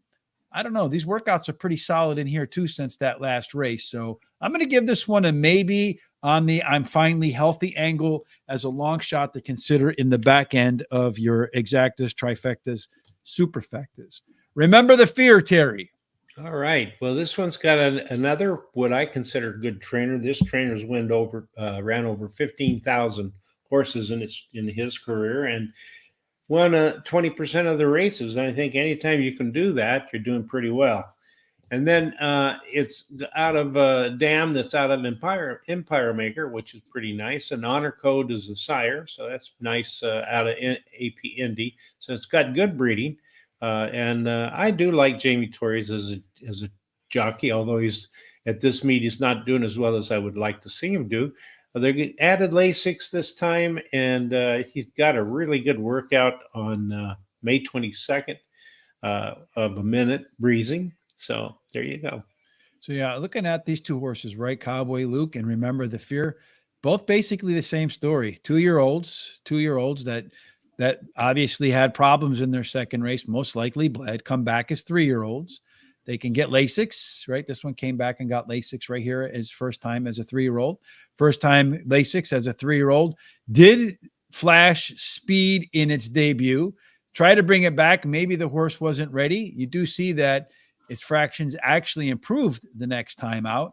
Final time being about 2 seconds faster, but yet about a length slower. So actually improved by about a second. Clearly had some issues there. Came back with Lasix, as you mentioned, Terry. does have a bunch of solid 5 furlong workouts in there. Pretty strong 4 furlong workout is too. This 5 furlong workout, that's the classic like trainer. If you read the old-fashioned handicapping books, not the old-fashioned, but older handicapping books, one of the staples of a trainer bringing a horse to the track was a 5 furlong workout being its last workout to come back to racing. We're getting that here. So a little old-fashioned training from Wayne Catalano, who's been around a long time, as you mentioned, Terry. So not surprising. I think the 6 horse is one to consider in here as well. Off those workouts, that early speed with the Lasix, first time as a 3-year-old, it could hold. Maybe your Jamie Torres gets to the front and stays there. Could be. So On tap is on tap. That's right. The on tap got beat pretty badly last time by 20 lengths, but he takes a big drop in class today. He goes from claiming 30,000 down to 20,000. He's ran at Keeneland last time, and so he actually worked out May 25th at Keeneland, and he got a really good breezing, 35.3. It was the best of the 58 workouts that day, and I like Jareth Loveberry as a jockey, so this horse has got a small chance, I think. Small chance. +5 puts him at 64, 13 puts him at 72. That's a no. Yeah, a 3 furlong workout. I remember, if you remember that, when Charles was with us. Yeah, that was when we were talking about workouts. Yeah, the only workout I don't pay a whole lot of attention to is 3 furlong workouts. It's an indication that Philip Sims, the trainer, wants his horse to get off to a better break than what you saw in its debut. There's no question they're trying to pop that guy out of the box a lot faster than they did in the previous race. So I'm going to say no. It's unlikely that he hits the speed figure, the number that you need. It is dropping in class. That's useful. We don't know what it's going to do in terms of performance there, but it has a chance to move up in there. Does it get there? I'm going to say no. I'm going to put that horse in the maybe to no column. Again, one of those horses that if it beats you, it beats you. That's horse racing, folks. You got to be able to accept the L's as well as the W's, because you're going to probably have a lot more L's than you do W's, Terry.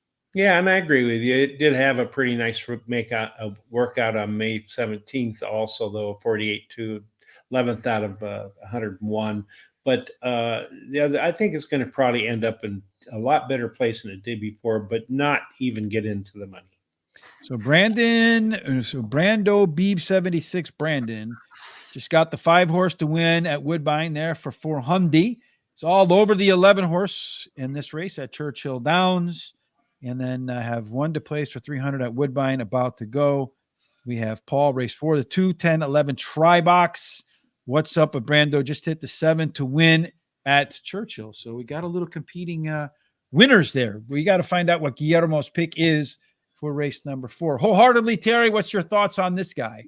Well, this one's got a good jockey. Been doing really well so far at this meet. He's won 15% of his starts. It's got just mediocre workouts in the last workout, and he did run at Churchill Downs one time, but to me he didn't do very well, so it's a pass for me. So okay bet right there. Did see some black type in front of him, so horse in this race beat him last time out.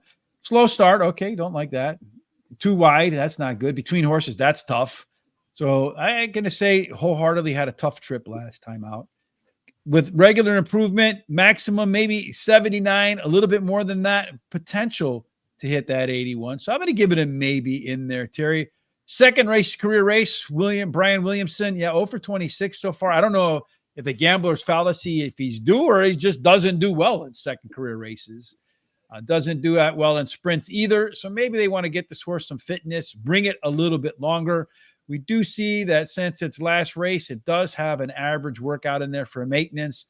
It wholeheartedly does have a chance on the outside if it can top out potential upside. I don't think that's going to happen, so I'll pass on that one. My screen just went black, right, Terry? Yeah, I guess. Am I still here or am I gone? Yeah, no, you're frozen, but you're still there. Can you hear me? I can hear you fine. You just can't see me, huh? I can see you, but you're just not moving. That's kind of weird. All right, so race number 10, Cloud Without Rain. What's happening there? Well, I like Cloud Without Rain. This horse ran second versus similar in last race, and his best start speed is fastest among today's starters. And he has a good workout on May 23rd. He went 4 furlongs on a money track, 48-1. And of course, there were only one other horse that worked out then, but I think he's pretty good. I think he's a good horse to do well in here. So, Well, that was our lone E. If we go back here, even though you can't see me, folks, hopefully I come back at some point. Maybe I'm gonna have to jump out and come back in. So you do see the lone speed horse with the speed there, Terry. Our projections say he's going to be on the lead. You can hear me, right? I'm just not I moving. can hear you, but I can't see you anymore. All right. Well, that's just probably the best for everybody. All right. So I do think that horse has a pretty legit shot to get to the lead, Terry. Let's take a look at the fact that can he get to 81? Yeah, he's already topped 81. So that's an absolute yes. I got a lag here too with my printer. Second start after a layoff, running at a flat. Last time out, pretty flat on his numbers there too. Second up, you do see the horse improve nicely here. Same race here. So I think it's going to be same to better in this spot. Catching a little bit of a weight break today, 5 pounds. That's equals approximately 1 length. Early speed, weight break, second up. Good shot for this guy, especially with some nice work out there in between races to do better in round number 2 off the bench. Well, we got 5 minutes, so we got a little bit of time to talk about our guy, Brendan's 11 horse, Chulligan. What's your thoughts on this one? Well, this one, I really like this horse. It's finished third versus tougher at Churchill down, so he can run at this track. And he drops a glass a day, has a high percentage winning jockey. And, I like the trainer here. So trainer's been doing fairly decent here. So, yeah, this is a good pick for me. So I'm looking at Brendan. He's up $1,180 on the day. So the 11 horse is his top pick. But I just saw Guillermo and I team up on the 7 horse. So I don't know. Maybe I like the 10 horse too. Maybe I just do 10, 11 and call it a day, Terry. I think that might be the way to go. All right. So 81. This horse is a maybe for me on the 81, Terry, because you see it's only been within 4. Hasn't got to that number yet. Only time the horse got to a second start, up once, down once, so 50-50 on that. We do see that the horse is dropping in class after improving all of its pace numbers in the beginning. That's usually a positive, according to our friend Craig Milkowski from Time Form US. Does have a trip over the Churchill Downs track with a third in there. I do think that's a positive. Would have liked to seen a workout between races. Again, looking at our track bias being on the outside. Nobody's won from 8 or out yet in 20 races, so maybe a little bit of a hurdle to overcome. We've gone through all the horses. The only thing left to do, Terry, is go through our picks. What are you looking at? I like the 11 as my top choice, and then the 10, and then the 2 is my third choice, and the 1, thanks, Frank, is my long shot. 11, 10, 2, and 1, right? Yep. Let's see. What am I going to do in here, Terry? I'm going to go with I'm going to put the 10 horse, the Lone E on the front. I think he gets to the front. I think he stays on the front, Terry. Let me see. Let me wind back through here real quick. What did I think about? The 1 horse is a maybe. I think the 2 horse has a crack. The 2 is dropping in class a little bit better. So I'm going to go 2 is going to be my next selection if I can find the right page. I'm going to go 2 in here. Then I'm thinking about, do I like the 11? I think I'm going to go with the 11. And then as far as a long shot is concerned, Terry, I think I want the 6, or do I want maybe the 5? Let's take a look at those 2 again real quick. The 5 horse, no, healthy. The first LASIK angle with speed. I think I'm going to go your Jamie Torres horse. I think today it gets to the front.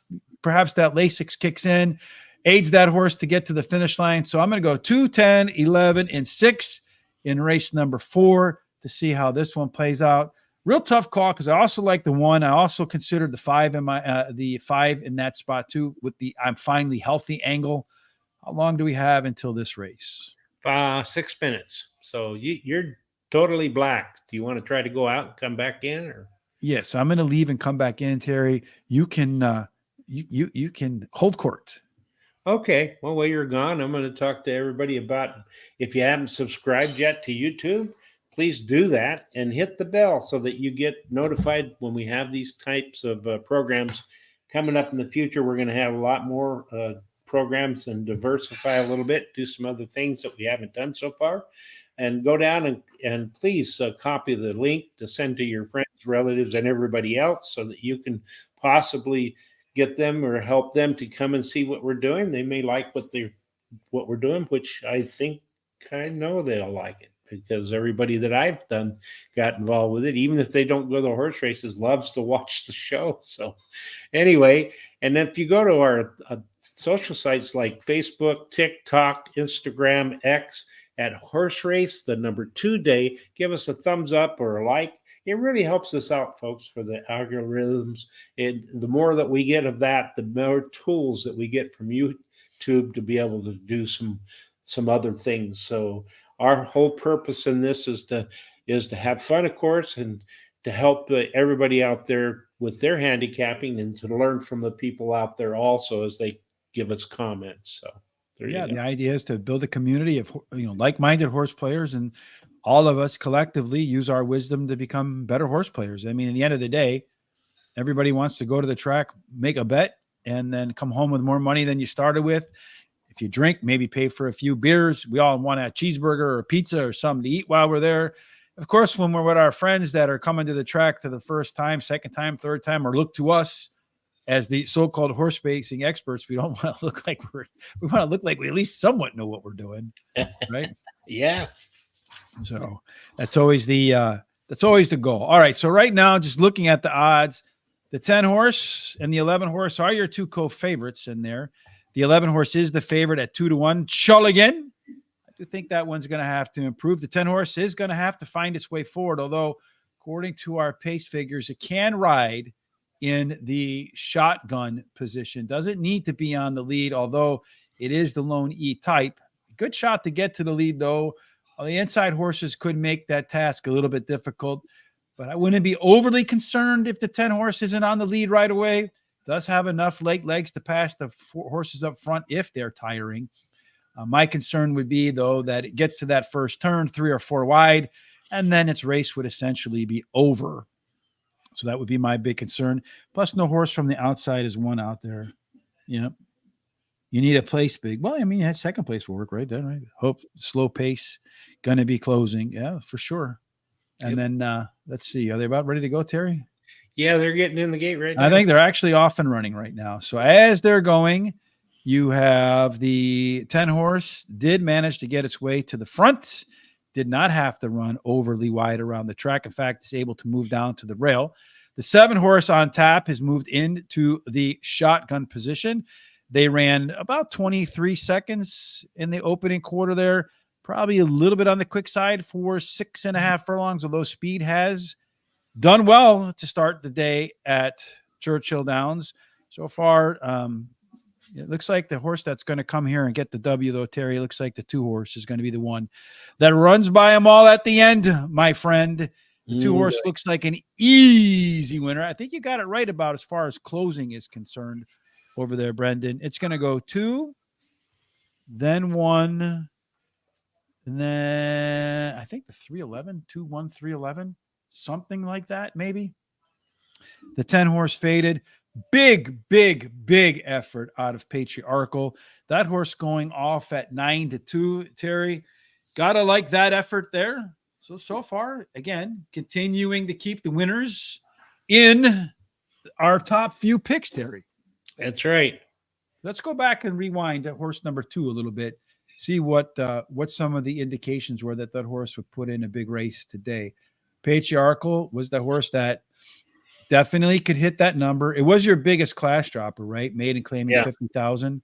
So that's a big tell right there. Luis Saez, big number on that. The horse did run better in terms of all of its pace numbers in the early part of the last race. So yeah, a lot of reasons to think that horse had a really good chance to improve. Here you saw in that race back there, pretty bad trip. Today got a really nice trip. So it went 2-11. Then the question is who finished in the 3rd or 4th spot. So yeah, top 3 picks producing the exacta again, Terry. All right. The trifecta, you mean, yeah. Well, I don't think you probably have the trifecta. I don't know if the one got 3rd or not. That's I think it looked to me like it was competing with the 11 for the win. I mean, for the for the place position, but they're taking a long time to figure out who got third. So you got a good shot at that trifecta there with the Thanks Frank, and Thanks Frank went off at 5-1.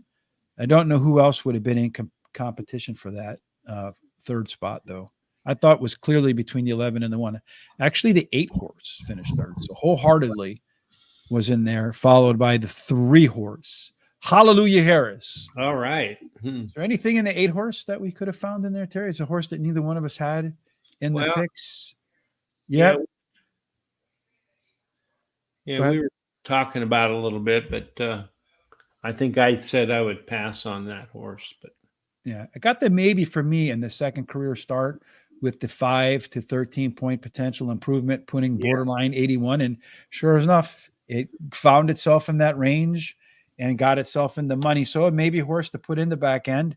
And the 8 horse went off at 23-1. So if you were, and that 2-1 really easy. It won by several lengths. So, so you're smarter than I, and you used the 8 horse there. You got yourself a nice trifecta, right? That's right. That pace was just too damn fast. Yeah, you got pretty fast, right? Yeah, that was a pretty quick pace. Well, I feel like we're going at a quick pace too, Terry. Well, we are. So we're going to go to the back half of the card now, race number 5. All right. So let's tell us what race number 5 is. It's a 6.5 furlong claiming race, $50,000 claiming price per 66,000. It's for 3-year-olds and upwards, which have never won 2 races. Yes, and at the distance, you're looking for early speed, Terry. 20 races so far, 60%, not 60, 30%. So 6 of the 20 horses taking the field from gate to wire. Most of your winners in the first 3 at the quarter-mile marker. So you better have some giddy up and go. There's an absolute clear inside to outside bias. The closer you are to the rail, the better off you are at 6.5 furlongs. So we're looking for inside speed. At least that's what the track data tells us, Terry. And there is some inside speed. Yep, and some outside. There inside, the 1 has a little bit of speed, but that outside 13 shows a lot more, almost double the speed. There's a few others in there that got a small amount of speed. That 10 has an overlay from 8 to 5, 12 to 1, nice overlay. And the 13 has an overlay from 5 to 2 to 6 to 1. 10, 13, 11 show the only par plus numbers, and all but the 3 and 10 show pretty decent C zones. Yeah, a whole bunch of them dark green, over 50%. A lot of horses should be well positioned to have an opportunity to win this race. In the 5th race, our race shape, most of the horses want to be middle back. Speed is the way to win at the distance and surface. So the 1 and 5, if they have distinct early speed advantages, could have a shot to get out to the front and hang in there. Does look like Pinfire all the way on the outside, a little bit more speed. But, I mean, if you come down to here, Terry, you got all but 1 horse within 10 points. Big, deep field. That means there's going to be some bumping at the start, a little bit of veering, maybe a little bit of caution. So a little bit of a misstep coming out of the gate. You could be first. You could be way back. So important to get out of that gate with a little bit of giddy up and go. The end of the race, Funny Uncle, does look like it is a big closer in there, Terry. Look at that distance difference. 12-point difference. Wow. That is more than 2 lengths. Yeah. Yeah, it's quite a bit. Big number. Yeah. And that also factors into our top total pace horse. Those 2, the 10 and the 13, considerably better than everybody else from a top total pace standpoint. Whole bunch kind of jumped up here and together. This one, claiming $50,000 race, that's what we're looking at, right? Yep. This one, a whole lot of horses with a chance to win in here, Terry. Let's get going because we got a lot of horses to cover and a little bit of time to do it. So let's talk about Brazen Boy. All right. Well, Brazen Boy drops in class today. He's got a really nice trainer that's been winning pretty well this year. And also this horse got bumped last time, which really affected his race. He ran 4th by 7 lengths at Churchill Downs. I think this horse is something to really consider. This one gets a maybe because it hasn't hit 87 yet, but it's come close. It is dropping in class, so that's a plus. We do see that the horse did improve in the first half, 2 out of the 3 numbers. We'll give it that. Second start after a layoff, he got some regression there. All right, so a little bit of worry about that. Here, the second career start.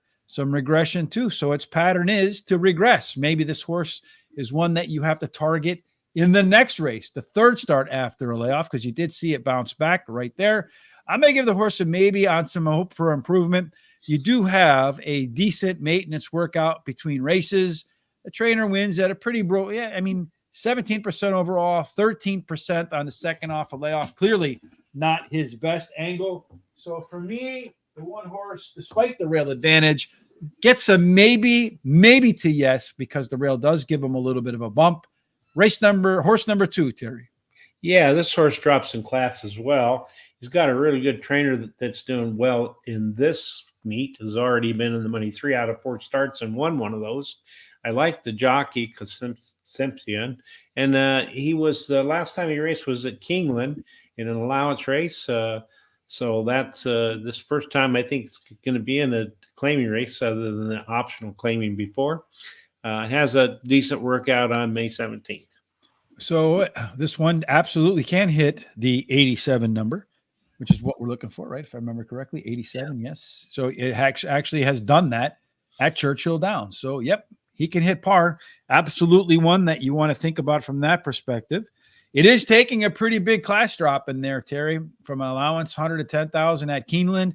So we got the class drop. We do have better numbers here from the middle out compared to the other one. Gotta like that. The only other time the horse has made a second start off a layoff, either big improvement or minor regression. We do have 1, 2 workouts since then, both of which are pretty good. So I'm going to say the odds are favor it improves in race number 2 off the layoff. The horse also getting gelded, so you know he's going to be pissed off. The only time the horse ran at Churchill Downs, it won. So I'm going to say the 2 horse at 6-1 gets yes. This one should be considered for your picks. Yep. B-Sud. All right. B-Sud has been at Churchill Downs 4 times and won once and ran third 1 time. It reaches that par number, the 87. And then it could improve because now it's returning to a sprint, which is a little bit better. It's a closer, though. Mm-hmm. So we'll have to wait and see what happens there. So, yep, you mentioned can't get to par. Going to run flat right here. A lot of regression in that last race. All right, so third start after a layoff. Do we see a similar pattern? We see the horse came off the bench, regressed, and then regressed some more. So perhaps that's what that horse likes to do. The second start after training, we don't know what Donnie Van Helmel's going to do with this horse's second time out. Really kind of a slow workout since that last race. I don't know if he's just trying to put a little bit of more stamina into the horse, try to keep it on edge. That last race wasn't the best. I'm going to go with B-Sud being not in my picks, despite the strong power number. I'm going to go against the Brisnet in this case, Terry, and skip off to Epic Battle. Yeah, Epic Battle has got pretty good breeding. It was they actually paid $80,000 for this horse, and got a really good jockey, Tyler Clafione. I like the trainer Drury. He does really well, and he drops in class, and this trainer wins 18% of the claiming races he has a horse entered into. So yeah, this is a really good horse. It got blinkers added today also. Yes, he can hit 87. I know it's 85, but anything within 2 gets a yes. A minor improvement in there. The horse is dropping in class, pretty sizable drop in class on that as well. We do see similar numbers there, so flat. The only other time the horse made it 2 races in a row, look at that, a 15-point jump, Terry. It's a pretty big move. I don't think he'll make the same move forward, but let's just cut it in half. And the horse goes to 85. That would be good enough to probably get the W in here. We do see the horse has a nice workout, a robust workout in between. That tells me the horse is more fit probably today than it was last time. Yeah, once again, I think this is a horse you have to put into your picks so far. So we got a couple of them and a lot of horses in the field. Isitude. All right. This horse has been to Churchill Downs 4 times, and he's won one of those starts and has a second. He also likes the distances. He's won at this distance, so that's not going to be a factor here. He drops in class today. He's got a trainer that wins 20% of the time when she brings back a horse the third race off of a layoff. And the jockey in the last 7 days has won 2 out of 8 starts with 2/3. So I like it. Third start after a layoff for a horse. It's going to get to 87, Terry. That's a maybe at best. I'm going to say maybe to no, but we'll give it a maybe. This horse is dropping in class. All right. That's a positive in there. We do see pretty similar numbers. So flat. Third start after a layoff. The only other time it made it third time. We see some regression and flat. So probably a flat to down race coming if the horse runs in any sort of cycles. The workout here a little on the slowish side. Some reasons to think on the drop in the third after a layoff, the horse could improve. Does have 2 finishes in the money at 4 at the track. Third, 1 win at 3 in the distance. I'm going to say at best, maybe. I'm going to look elsewhere for some winners, Terry. Chryso Alago, number 8. Yeah, he's got a good jockey, and he's actually won one time here at Churchill Downs and at today's distance. So looks like last race he got bumped and faded at the end there. So I don't know. It's probably a pass for me on this one. Can it get to 87? So far hasn't been within 5. So I'm going to say no. Does it on the class drop for sure. Some allowance to claiming. So that's a little bit of a class drop right there. Horse in here showed some improvement. Yeah, 2 out of 3. So that's a good sign. Has it made it 4 races in a row? So it does have a chance perhaps to do something in there of some room for improvement. Doesn't have a workout between races. That's not a plus. For me, I'm going to say maybe to no on Chryso Algo. Maybe superfecta horse, maybe a trifecta horse. I think that's about the best you're going to see from it. How about 1 red cent, Terry? Okay, well, this horse was doing really well last fall, but then it's really went off the rails since then. They took a break from November to April, came back to Keeneland, ran a kind of an average race, but then the very next race didn't do very well at all. It ended up 28th, 23 lengths behind. So they drop it in class. And it does have a pretty nice workout on May 20th. But for me, it would be a pass. Yeah, we don't see anything remotely close. Huge regression here in that last race. Way off the pace. The workout shows some hope, perhaps, but so far not close, although they thought they might have had something in this horse because he was Triple Crown nominated. Hasn't lived up to any of that hype whatsoever at all. We do see the horse coming down in class. In fact, this is the lowest level, minus this claiming race back here for the maiden claiming, finished second by a neck. You do see that the horse regressed across the board as well. It's a pass for me, though, Terry, although the trainer third off a layoff did show some significant improvement in the third after a layoff last time. 1 red cent. If it beats me, Terry, it probably, it's going to be one that you just have to look past. I'm sure the one time it won at Churchill Downs probably wasn't a shock to, wasn't at the top of a lot of people's tickets either. So, all right, Funny Uncle. Yeah, Funny Uncle is got Corey Lanier on it. I like that jockey. And this horse in the last 6 races have finished in the money 5 times.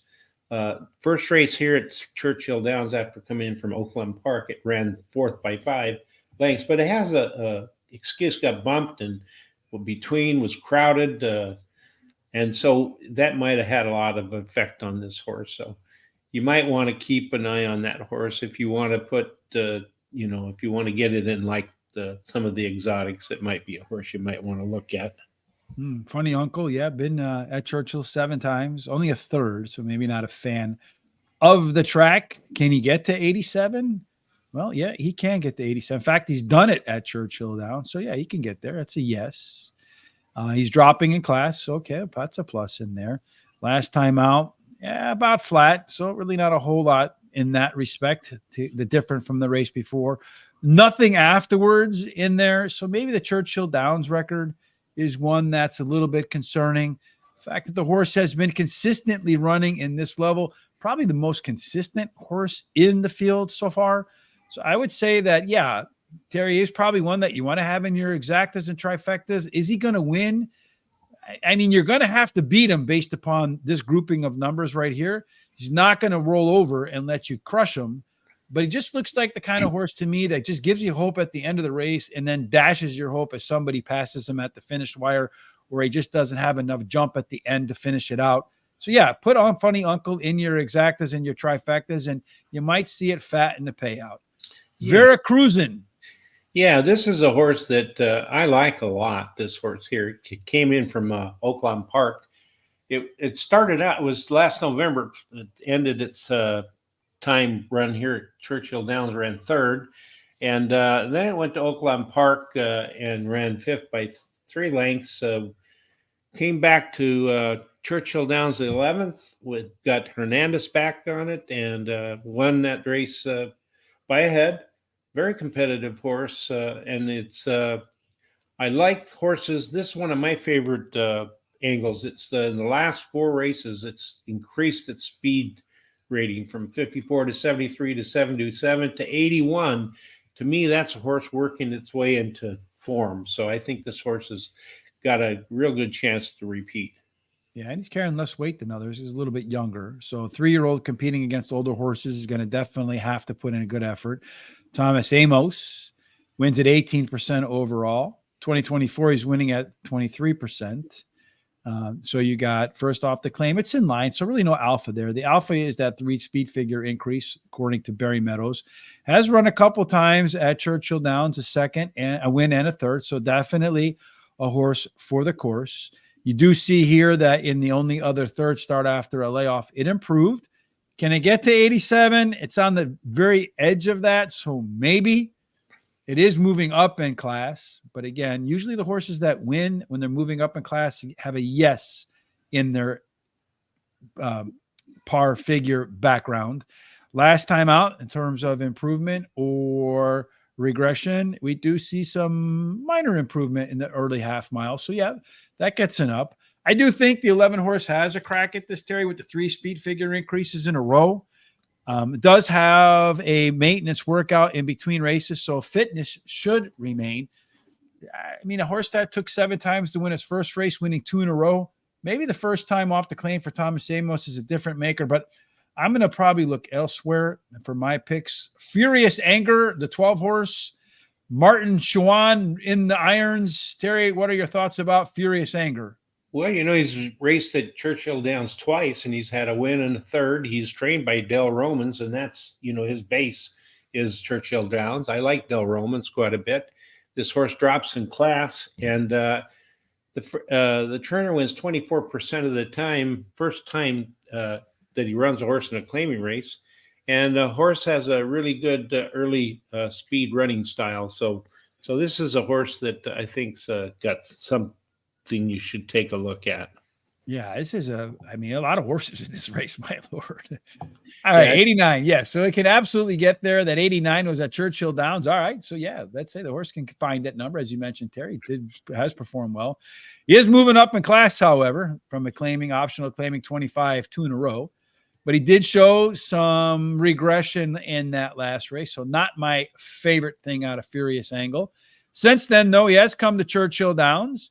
Put some really nice workouts there, because that 4 times 12, he's in that range at 48 seconds. All right, so that's workable. When the horses come off the bench, Terry, all right, on the debut at the Turfway Park all-weather track, so maybe he just didn't care for that. Did come back and fire at Churchill Downs, and then Gulfstream Park ran evenly. Last time out, an ugly race, but is cutting back to 6 furlongs. Its best races look like they have been sprints. So he's running a sprint again. Does look like the 12 has a little bit of early speed. Will he be a part of the early pace? That's where he wants to be. Yeah, he should be in the mix early on. I do think the 12 horse has a chance to be forwardly placed, perhaps competitive enough early on to factor. And the question is, does he have the stamina to hang on at the end in another sprint? I'm going to put the horses maybe, 100% in the money at Churchill Downs. Could prove to be a long shot with a chance. The final horse is the also eligible. You always got to be careful for those. The trainer wanted in for a reason, maybe to get that 0 out of the way. But what do you think about Pinfire?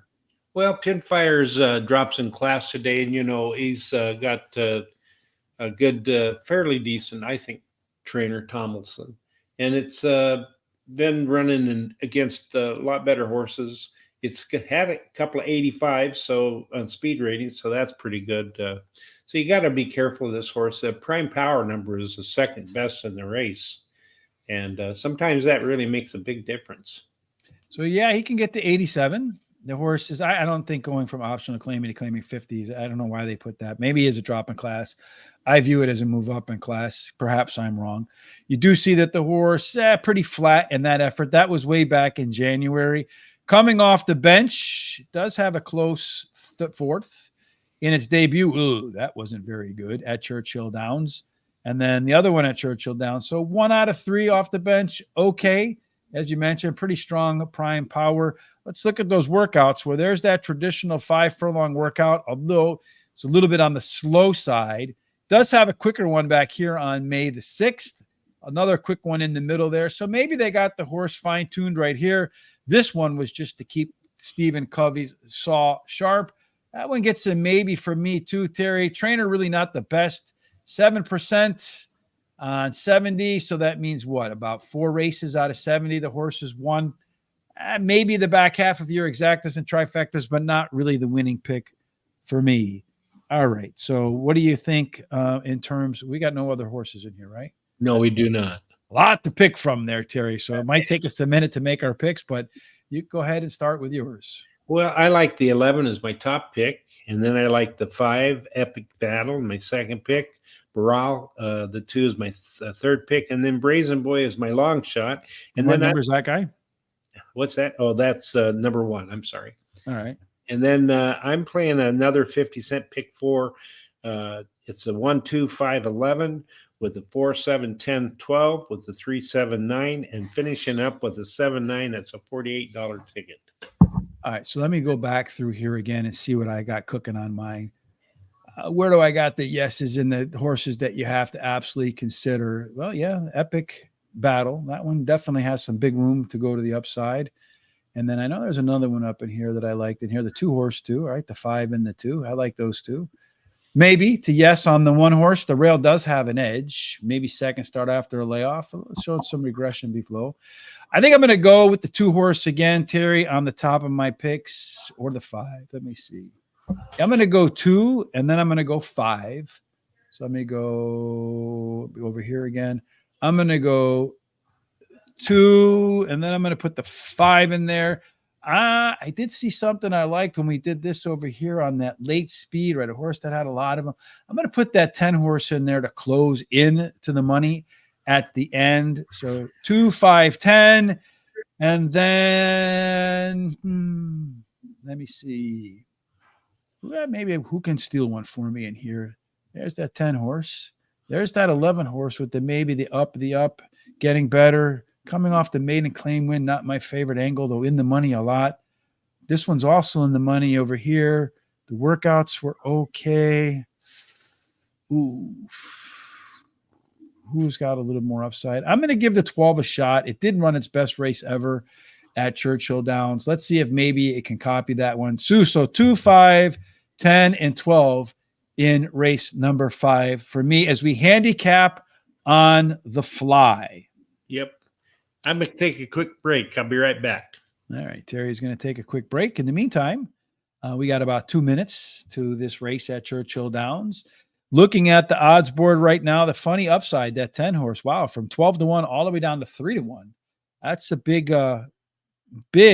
drop in odds. Perhaps the people at the track know something, folks. Let's see who else is making. That's your favorite right now. The next one in there is the 5 horse. The 2 horse, it's 7 to 1. The 1 horse, 5 to 1. So a pretty wide open betting race as far as this race is concerned. It is also the race of death, as I call them, because it's the last leg of the opening pick 4 and the beginning leg of the late pick 4. So if you miss it, it can put 2 tickets to death. Or if you hit it, it can be the race of life. So I guess I'm a half empty cup type and not a half full type. I do remember that this distance had an inside to outside bias. That's why I kind of preferred the inside horses over the outside horses. Monday through Tuesday, Monday, Tuesday, and Wednesday, Thursday, Terry and I usually do a show at 10 minutes to post, 20 minutes to post on Monday and Tuesday for Parks. Wednesday, we do Delaware. Usually we do Churchill on Thursdays a little bit earlier in the day. If you like international racing, I will be with my good friend tomorrow, 22-1 Thomas, as we will go to Epsom for some foreign racing, usually some long shots available over there. The best way to make sure you don't miss any of our shows is to go ahead, hit the subscribe button while you're on YouTube. If you're watching us on Twitter, please kindly retweet so everybody else can follow us. On Facebook, thumbs up. Thumbs up are always appreciated. It helps us with the algorithm. So thank you, Philip Perkins. Thank you, Yaz and Belina. Thank you, Ray Aguilar and Frank Chong on Facebook for the thumbs up. Unfortunately, YouTube isn't as generous with the sharing of information. They're circling in the back there, Terry, getting ready for race number 5. Again, tonight, when we're done, just move on over to Sam Houston for free. There is a link in the description down below at Guaranteed Tip Sheet. You will see Lira, the 3-horse at 9-5 with jockey LL Vinaco. Yeah, we'll go with Vivinaco. That sounds like a pretty cool name. That's a 9-5, 870-yard, $18,000 allowance. Best bet to start the Sam Houston card. Can people bet in Texas now, Terry? I know a little while ago when they were going through all that stuff with HISA and they were suing them that you couldn't bet outside of Texas in Texas. Is that over, do you know?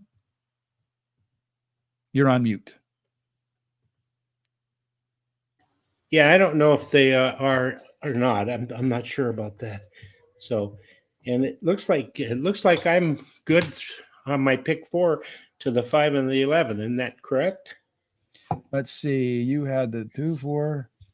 The 2-horse won that last race. Yes. So the 5 and 11. So if the 5 or the 11 win, that pick 4 will hit. Let's look at some will pays on that, Terry. All right, let's do that.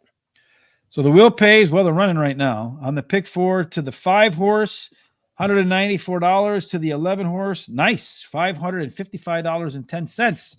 Let's go 11, baby. Yeah. Do I have the 11? Let's not go 11. Let's go 5. Let's be team players, Terry. Team players. Yeah, 5's fine with me. All right. Well, right now neither one of them is really in the mix, so we're going to have to see something happen here. You have the 3-horse B-Sud. That one's on the lead. The 9-horse in between horses. The 13 to the outside. That one's going to waylace to the got the 2 and the 1. They're trying to get involved. Right now, it does look like the 2-horse is moving pretty well. The jockey's asking him to go, though, so he's going to have to find a little something extra to get up alongside some of these front runners here. I don't know that either one of them is going to get that job done. It does look like that 3-horse in there, B-Sud, Terry. Get to the front. You got a chance to get the lead and win today, Terry. It looks like that horse is going to go all the way. Yeah, runaway winner with B-Sud, Terry. Oh, wow.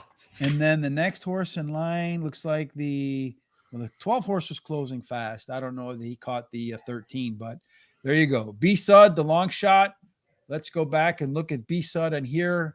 Were there any reasons why we could back that one on B-Sud? I think I dismissed that one out of hand. So that's probably why that one won, Terry, right? Could be. Yeah, you did do that. And I said I was going to pass on it too. So, well, it was the second prime power score. I said I was going to regret that, right? Mm-hmm. It did show that it has the ability right there, 86, 87, 87, a trio of them down here too. Real good shot to get to that par plus number. It did. When it got to the lead, you just showed last time out, and its first effort for trainer Donnie Van Hemel, it got to the front. So he was looking to change that form up on that horse. Got to the front today, and guess what? Held on to it. That's right. That's one of those cases where the horse just beats you, folks, right? Because how many of you had the 3-horse? Hands up. Yeah. Somebody did say you still can't bet in Texas. Jerome said that. And so I guess you can't. No, you can't. No, I guess. Oh, wait a minute. Somebody did say, yeah, maybe. I don't know. Can you bet, Brandon, in Texas? So, like, if you're in Nebraska, can you make a bet in Texas? Because I know that they had when they sued HISA, part of that was that they got they no longer, like, all the tracks then just took them out of the money pools, and you can only bet them in Texas. so they weren't having the money pools outside of Texas. Doesn't seem like it's hurt their racing at all. But 3 races to go, Terry. Let's get back in the winner's circle. What are the conditions for race number 6? 3 to go. Well, we're going to go on the turf at a mile. It's an allowance race, $127,000 purse. It's for fillies and mares, 3-year-olds and upward, which have never won a race other than a maiden claiming or starter, or which have never won 2 races. And the mile on the grass, they've only run 6 of them. Absolutely nobody has gone wire to wire. Only 1 or 2 horses have actually been anywhere near the front. So this is definitely a race that favors closers. And once again, we do find that the inside is better than the outside. It just seems kind of odd that the closers would come from the inside. I guess all the outside horses feel like they need to press in order to get a decent position with that early first turn as they come back around again. So in this case, Terry, I know we usually talk about early speed, but late speed might be really where this race is won. In race number 6, if you want a fast one, Terry, there's plenty of them to pick from. Yeah, there's a lot of many ones guess really. The one in the inside has the most speed, with the 12 showing the second most speed. So you got the one, the outside horse and the inside horse. And then up comes the 10, which shows you a little more, but then there's some others that show some kind of speed. It's really going to be a guessing game. 1, 2, 4, 7, and 8 show the best par plus numbers. They show the biggest overlays. So the 4.5 to 1 on the 1 to 10 to 1. The 2 shows from 8 to 1 to 10 to 1. The 4 is from 4 to 1 to 6 to 1. 7 is 3.5 to 1 to 5 to 1, and the 8 is from 6 to 1 to 15 to 1, which is pretty nice. And then the par numbers are the 4, 7, 1, 8, 11, and 2. And then all of them have C zones, although the 6 is very low and the 4 has none. Yeah, a bunch of, again, whole bunch over 50, a lot of horses with some tactical speed, plenty of them with a chance to run a speed figure above par for this level of 87. Again, we'll keep that in mind as we walk through the horses in there again. In our trip handicapping for the 6th race, wow. For a horse race that wants a lot of horses to come off the pace, Terry, there's a whole host of them. What is that? 6 of the 12 want to be on the lead. This absolutely should benefit this group of horses here that want to come from off the pace. Looking at the early speed again, just like we saw in the simulations, a lot of horses with a chance to press forward. You're going to have to be careful not to go too quick here. I think the trainers and jockeys and everybody are going to look at these numbers. They're going to see the same thing. So I don't think a lot of people are going to send, but you never know. Closing is the way to win. That's what we see in the early races as far as bias is concerned. Cecilia, Dreaming of Mo, Empirical View. Again, very competitive numbers in here on the late speed as well, Terry. I think this is going to be one of those races that kind of goes like this with the speed and the closers. They're all going to kind of meet at the finish line. Could be a very competitive spot, although Dreaming of Mo looks like maybe about a half of a horse better than everybody else. But if you go from the 12, Mirari, all the way down to Private Credit, heck, you can even include our Dotsy. Only the 2 doesn't look like it fits in that mix, Terry. So if Dreaming of Mo bumps into the 8 or the 6 on the way out, or ends up getting blocked, man, this race is absolutely 1,000% wide open. Yep. All right, well, let's see if we can decipher who has a shot to win this one, Terry. Well, as far as the candy bar goes, been on the turf 7 times and finished in the money 5 out of those 7 times. Had a win in 2 seconds and 2/3. So, and it's done very well this year. It's been in the money 3 out of 4 starts with win a second and a third. It came in from Fairgrounds to run at Keeneland last time. And then it's got pretty good dirt speed. Okay. That's it. Yeah, looking at let's see, does it get to 87? Yeah, that's his number. It can get there. It's done that with 6.5 furlongs on the turf. Candy Ride is really more of a speed horse. We do see a lot of the speed here, although it does look like they tried to bring that horse off the pace last time out. So yeah, it can get to 87. It is allowance 127,000, allowance 110,000. I'm going to say that's essentially flat from Keeneland to Churchill Downs. We do see that last race, 2 out of 3 improved. No, 1 up, 1 down. So flatness in there. May 21st workout, May 13th workout, May 4th workout. Chance to be a bit more fit.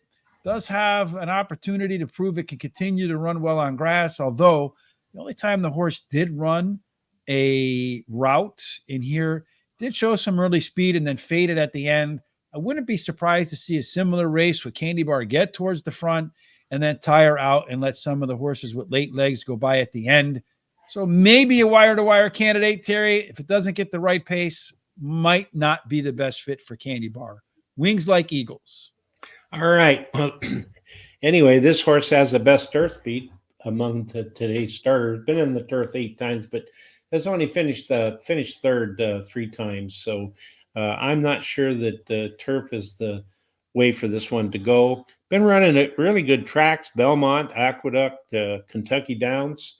So it's been running against pretty good darn horses, and it's got a decent workout on May 25th of 101.3, breezing from the gate, second best out of 8 starters or 8 runners.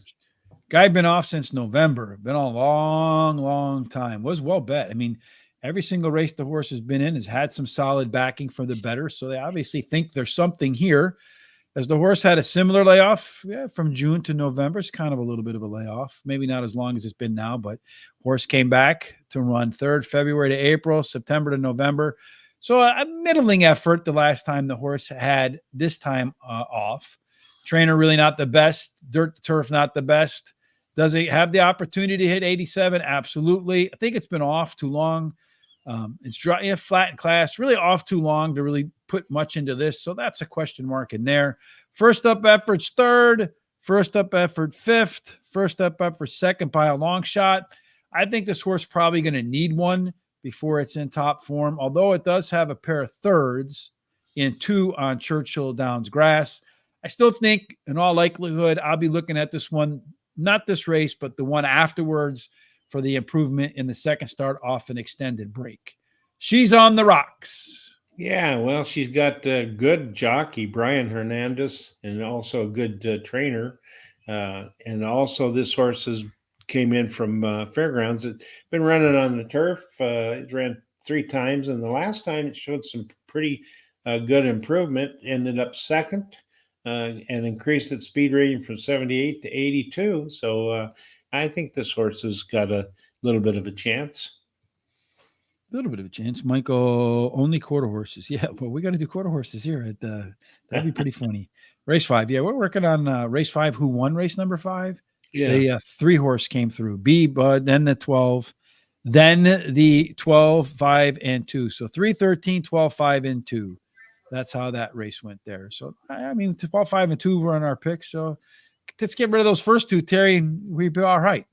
Yeah, and we did talk about, whenever a horse, gets in that because of scratches, there's the reason why that trainer wants it in there. And that horse ran a good second, paid $13.28 to place. So, yeah, those AEs, those trainers want in for a reason, boy. That's why they list those horses in there. 87, is that a possibility? Yes, it is. It actually hit that number, although that was on an all-weather track, but still all-weather can translate, +5, so maybe on turf. That's the possibility. You can only bet quarter horse racing. Oh, you can only bet quarter horse racing from Texas. Okay, I get it. So there is some quarter horse racing at Sam Houston. So I guess I got lucky with that one. This one, allowance 50,000, definitely moving up in class. Absolutely improved early on. That was way back in March. Do we have any reason to see that the horse can continue to improve? Decent workout, decent workout, decent workout. So a whole bunch of workouts since that last race. The horse should continue to be fit coming off the bench. 4th. All right. We can work with that. 4th. We can work with that. Second by a nose. Yeah, this horse does do all right. Threat to be in the money. Maybe at the worst, at the end of the superfecta. At the best, a nose away from winning. So, yeah, I think you got to consider the 3 horses, one to put in your picks in the first up with a bunch of workouts in there with a trainer that hits at 20%, which is a little bit better than Charlie DeVoe does overall. So delivering a little alpha for Charlie DeVoe. If the horse is going to hit, today's probably going to be the day, Terry. Cecile, the 4 horse. Yeah, I like this horse quite a bit. This horse got a perfect record at Churchill Downs, 1 for 1. on the turf, and also likes the distance. If you look at the last 4 races, been in the speed rating's been in the 80s all through the last 4. It likes to close, and it's very competitive. I think also it's got a really good jockey and a really nice trainer. So got a decent workout on May 19th. The key thing you said there, Terry, is likes to close, because we know that that's the way to get to the winner's circle here. One of the things, I mean, very consistent performer in here, Terry, as you mentioned, over the last few races in there, but a really tight range from 78 to 88, right? So that's the high floor, low ceiling horse. Absolutely can hit that 70, that 87 number that's necessary. These horses, again, you're going to have to beat them in order to win. They're not just going to let you roll over them. So you're going to have to put in an honest effort to be this one. But if anybody's got a little bit of upside to its game, it could be. This one hasn't been on the track, though, since August. Has it had a similar break? Well, from November to February, came back to kind of a middling race, but then absolutely improved the next time around the track. So, yes, the horse has the form. Good reason to believe that the horse could improve off that number and hit that 87. The workouts as it preps for today, I'm going to call them run-of-the-mill workouts. Does the horse have a good shot to be contention to win? I'm going to say yes. Is it probably your winner? I'm going to say maybe. I think 6-1, somewhere in that range. What do we have it in ours? 4-1. So that 4 to 6-1, I think those are fair odds for that horse in the first race, coming off a long break. If you get anything above 4 to 6-1 coming out of dropping out of a non-graded stakes race, yeah, I think that would definitely be worth the price if you get the right price. Our Dotsie, the 6-horse, a 5-horse, Terry. Yeah, Luis Saez is going to go for another W. That's right. He's going to go with another one. This is another one that likes to close or come from close off the pace. It's been running at Gulfstream Park, comes into Churchill Downs. Never run here, so we don't know if it's going to like the track. Got a decent workout on May 25th, 11th out of 111. It was a 47.4 breezing workout, so for furlongs. Yep. Okay. Can you get to 87? Ooh, just a maybe on that guy. Yep. That workout says that it has a good shot. I would have liked to have seen it at Churchill Downs, because as Mike Smith told us, how they train at Churchill Downs is how they run at Churchill Downs. Hasn't trained there, hasn't run there. You did mention, Terry, that he likes to close. Those late pace numbers, though, are a bit on the slow side. In the 70s, the low 80s, the 69. Really, the only what I would call true closing effort was this race right here on Keeneland. That was a turf race. So are they running on turf here, Terry? I forget. They are running 1 mile on the turf. So maybe the horse can close in there. We'll see. I don't know that that's very likely. Coming off the bench like it is today, we got a third in that mix. We have a first in that mix. We have a third. Yeah, so he finishes in the money coming off the bench. So it does look like the horse runs its best efforts, is moving up in class. Last time out, the horse did improve early on. So another long shot to consider in here with our Dotsie. Maybe Luis Saez can find his way to the front of the pack again on a long shot winner, because if it can mirror this race back here, good chance perhaps, Terry. Kill Shave Beauty. Well, this horse last October came out and won its maiden race, a debut, and did very well on a good track on the turf. And then took off until April. And then in April came back and loves to go to the front from out of the gate. But it looked like it needed that race quite a bit, because it kind of faded at the end. So it's got a nice workout on May 24th, 36 flat breezing. It's the 4th best out of 32. And it has McKeever that trains this horse. So I think it's got a chance to do something here. Well, I think a lot of people are going to shy away from this horse, Terry, because you have the speed and then the fade, right? After spending a lot of time in the barn.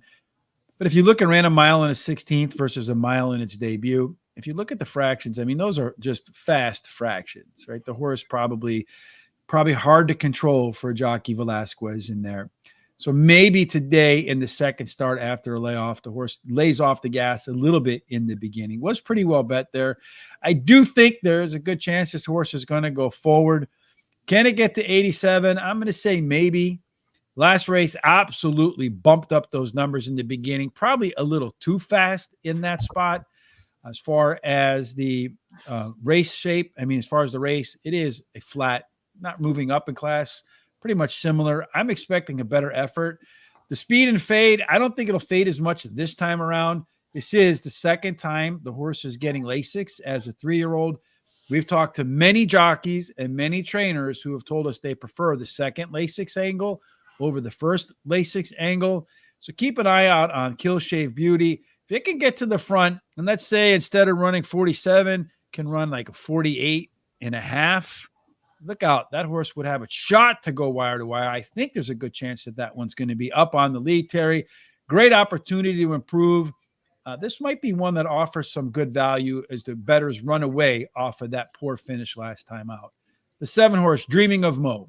Yeah, this horse in April 27th ran a mile 16th that likes to close, but it appears it can either close or go to the front, so it's kind of versatile that way. It's trained by Del Romans, which is, I really like Del Romans. I met him personally at a lunch a couple of years ago, and he's a lot of fun, has a lot of good information, so it was really fun. This horse has the highest speed rating, actually tied with another one, and ran, as I said, a nice second, only beaten ahead last time. So we'll just have to see what happens here. All right. So can he get 87? Just ran 87. So yes. 3 consecutive speed figure increases in a row. That's a positive, Terry. As you mentioned, did close.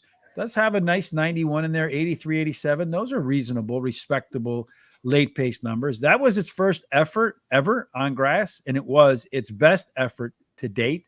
All right, going to cut a little bit of distance off today, second by a head. That should be helpful. So, yeah, I can get to 87.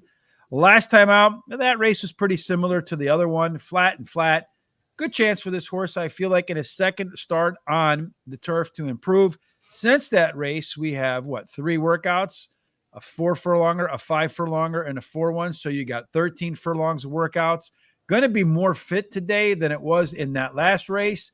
Going to cut a little bit of distance off. So I think that added fitness and less race to go should work to Dreaming of Mo's benefit. Absolutely one to consider for your picks. Work of fiction. All right. Well, this horse has not shown very much since last year. The last race it ran was at Kinglet. It was 5.5 furlong. And it's also appears to try to want to be a closer and can go from close off the pace. But I think it's kind of out of form right now. It doesn't have really fantastic workouts. They're okay. And so I would pass for me on this horse. 87 is in the mix. Absolutely. Then so I can hit it for sure. Running flat, I feel like. Last race, kind of maybe some improvement. So a tiny up arrow in that regard. Second after a layoff, well, we only have one other one to pick from here. Did show some regression in that race, although in that case, the horse was trying to be a front runner. So they since switched its running style to more of a closer. It is going to stretch out. So how did it do in these route races, Terry? Yeah, it was more of a front runner in there. So maybe the first time it might try to close at a distance. It might find itself stuck in traffic. Could be a difficult endeavor.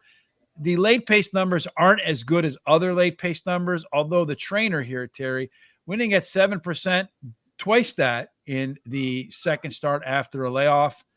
An outside chance, I think 15-1 are fair odds on that one. Private credits.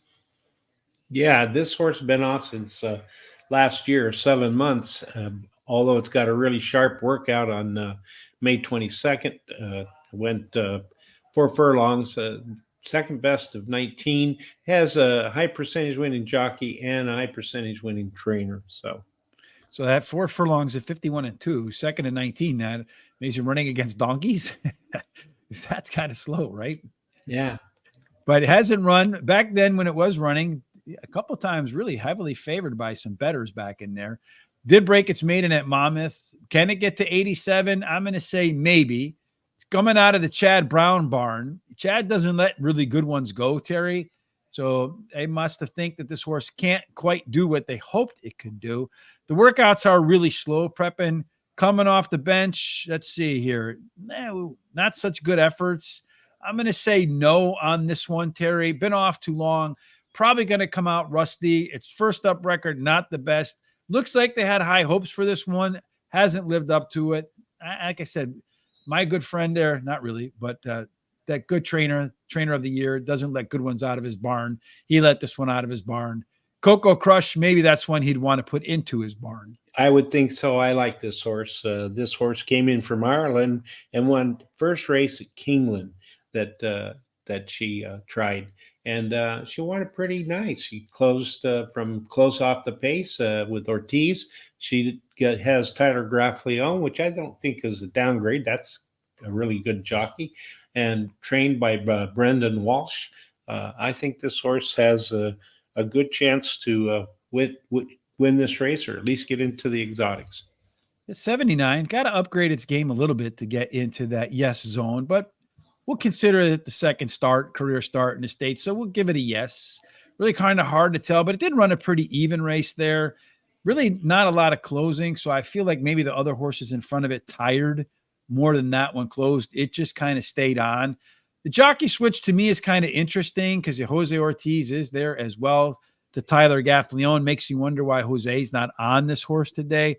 Does have a couple of workouts, a bunch of workouts since that last effort.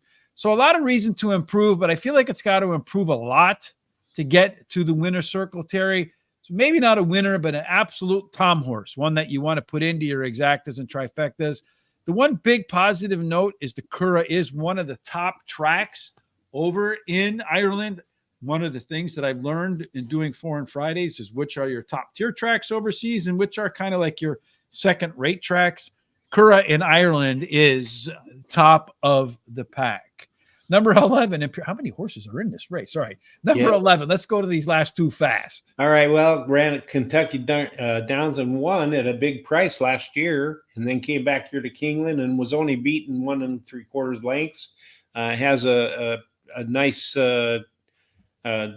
jockey on it, I think. And that's about all I can say about this horse. Hey, it's having a tough year, Ricardo Santana Jr. Yeah.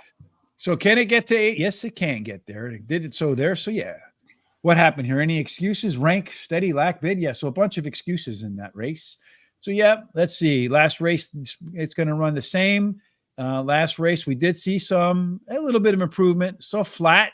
Been off since October, though. Ooh, long time off. Training at Hawthorne, of all places, right there. And it's not Larry Ravelli. I don't know. It makes me a little bit concerned. Let's see. Has it had such a long layoff before? It has not. But the only other layoff came back with the rank run in there. I think it may be on empirical view. Empire Maker, a decent horse. Number 12, Marari. Terry. Yeah. She's finished in the money 3 out of 3 career races and won one of those. Has an early foot. Shorter distance should help her, and she has a high percentage winning jockey. I really like this horse. Yeah, that's Santa Anita horse, though. But the thing about the Santa Anita horse is that the fields over there are so thin, you wonder about the competition. Those speed numbers out there tend to be elevated. So can it get to 87? Yeah, it could get to 87, but I'm going to still put it at maybe.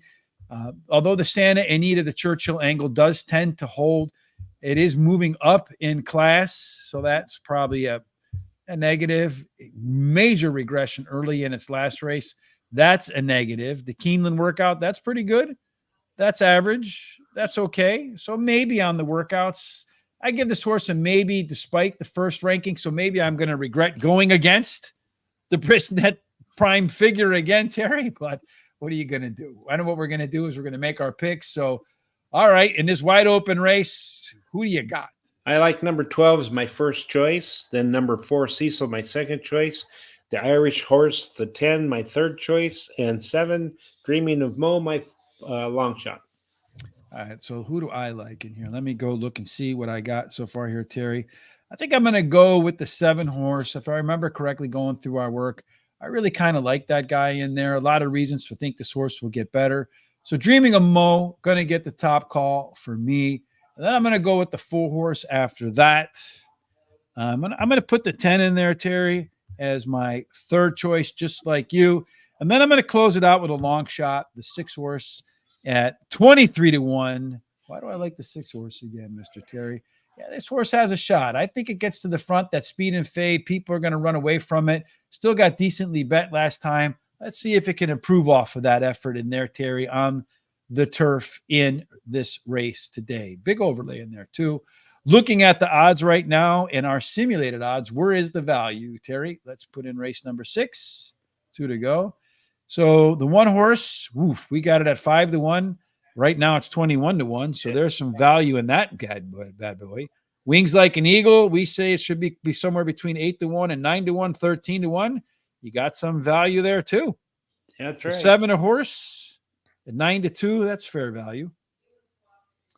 Looks like maybe a little bit over. Yeah, you get a little bit of value there too. The 8 horse, 38-1 versus 6-1, Terry. There's value in that one for sure. It really is, yeah. So some decent value in that as well. So a lot of opportunity here. I think there's a good shot that a big price is going to win. So if you're kind of juggling between a couple of horses, take the one at higher odds, but don't leave out the one that you think is going to win, right? Yeah, that's true. I think this would be a good time to play a pick 3 for somebody. That's what you did, right? Somebody did play a pick 3. He went with a 4-7-10-12, with the 7-9, with the 3-7-8-9. Very, very good, Terry. Hopefully you'll get all the winners in there. I wish I had done the next few races, but how about this? I'm going to go all, and then I'm going to do 9-7-5 over the 8. So all, because I think you're going to get a good one here. 5, 7, 9, and then I'm going to single the 8 on the back end, Terry. All right, you like that? Let's see. I'm just guessing. We'll see if that works out or not. All right. I haven't gotten there yet. I did a little bit of mathematical rankings because that's, the first level of what I do. And the horse did great out as the top horse from 3 different ways I rank them. So whenever that happens, those horses tend to win at a pretty good clip. But I'm guaranteed to win this one. So give me a 99-1 shot, Terry. That would be nice. So, and the reason we got 12. So what's that? 36. That's an $18 bet, right? It is. Yeah. I played the pick 3 because I had a feeling that pick 4 that I played with the 5th race, I thought that was such a wide open race that if I was, really wanting to play that, I would have probably went all in that race. You know what's kind of funny, Terry, is I did the all here, and you know what's going to happen, right?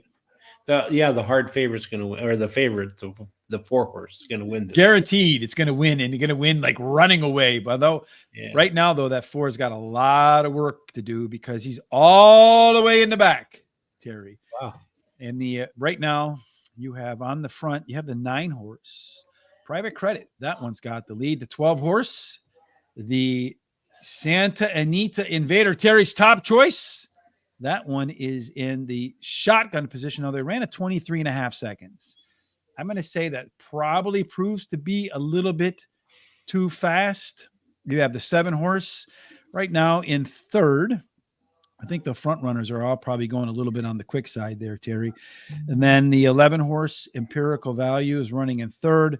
Maybe the 1 horse right now, Candy Bar, that overlay that we talked about, could be sitting in a pretty good position as they go through the turn. They ran 48 and 27, so they got to slow it down a little bit. I still worry about that opening pace being a little bit too quick for them. I got a horse on the outside that's really kind of moving aggressively there. The 7's looking for somewhere to go. The rail just opened up. Does he have the courage to go through there? He just got bumped. He's not going to win. You know who's going to win, Terry? Who? The 8 horse. Work of Fiction. Maybe. Here comes the 5 horse, though. The 8 horse at 23-1.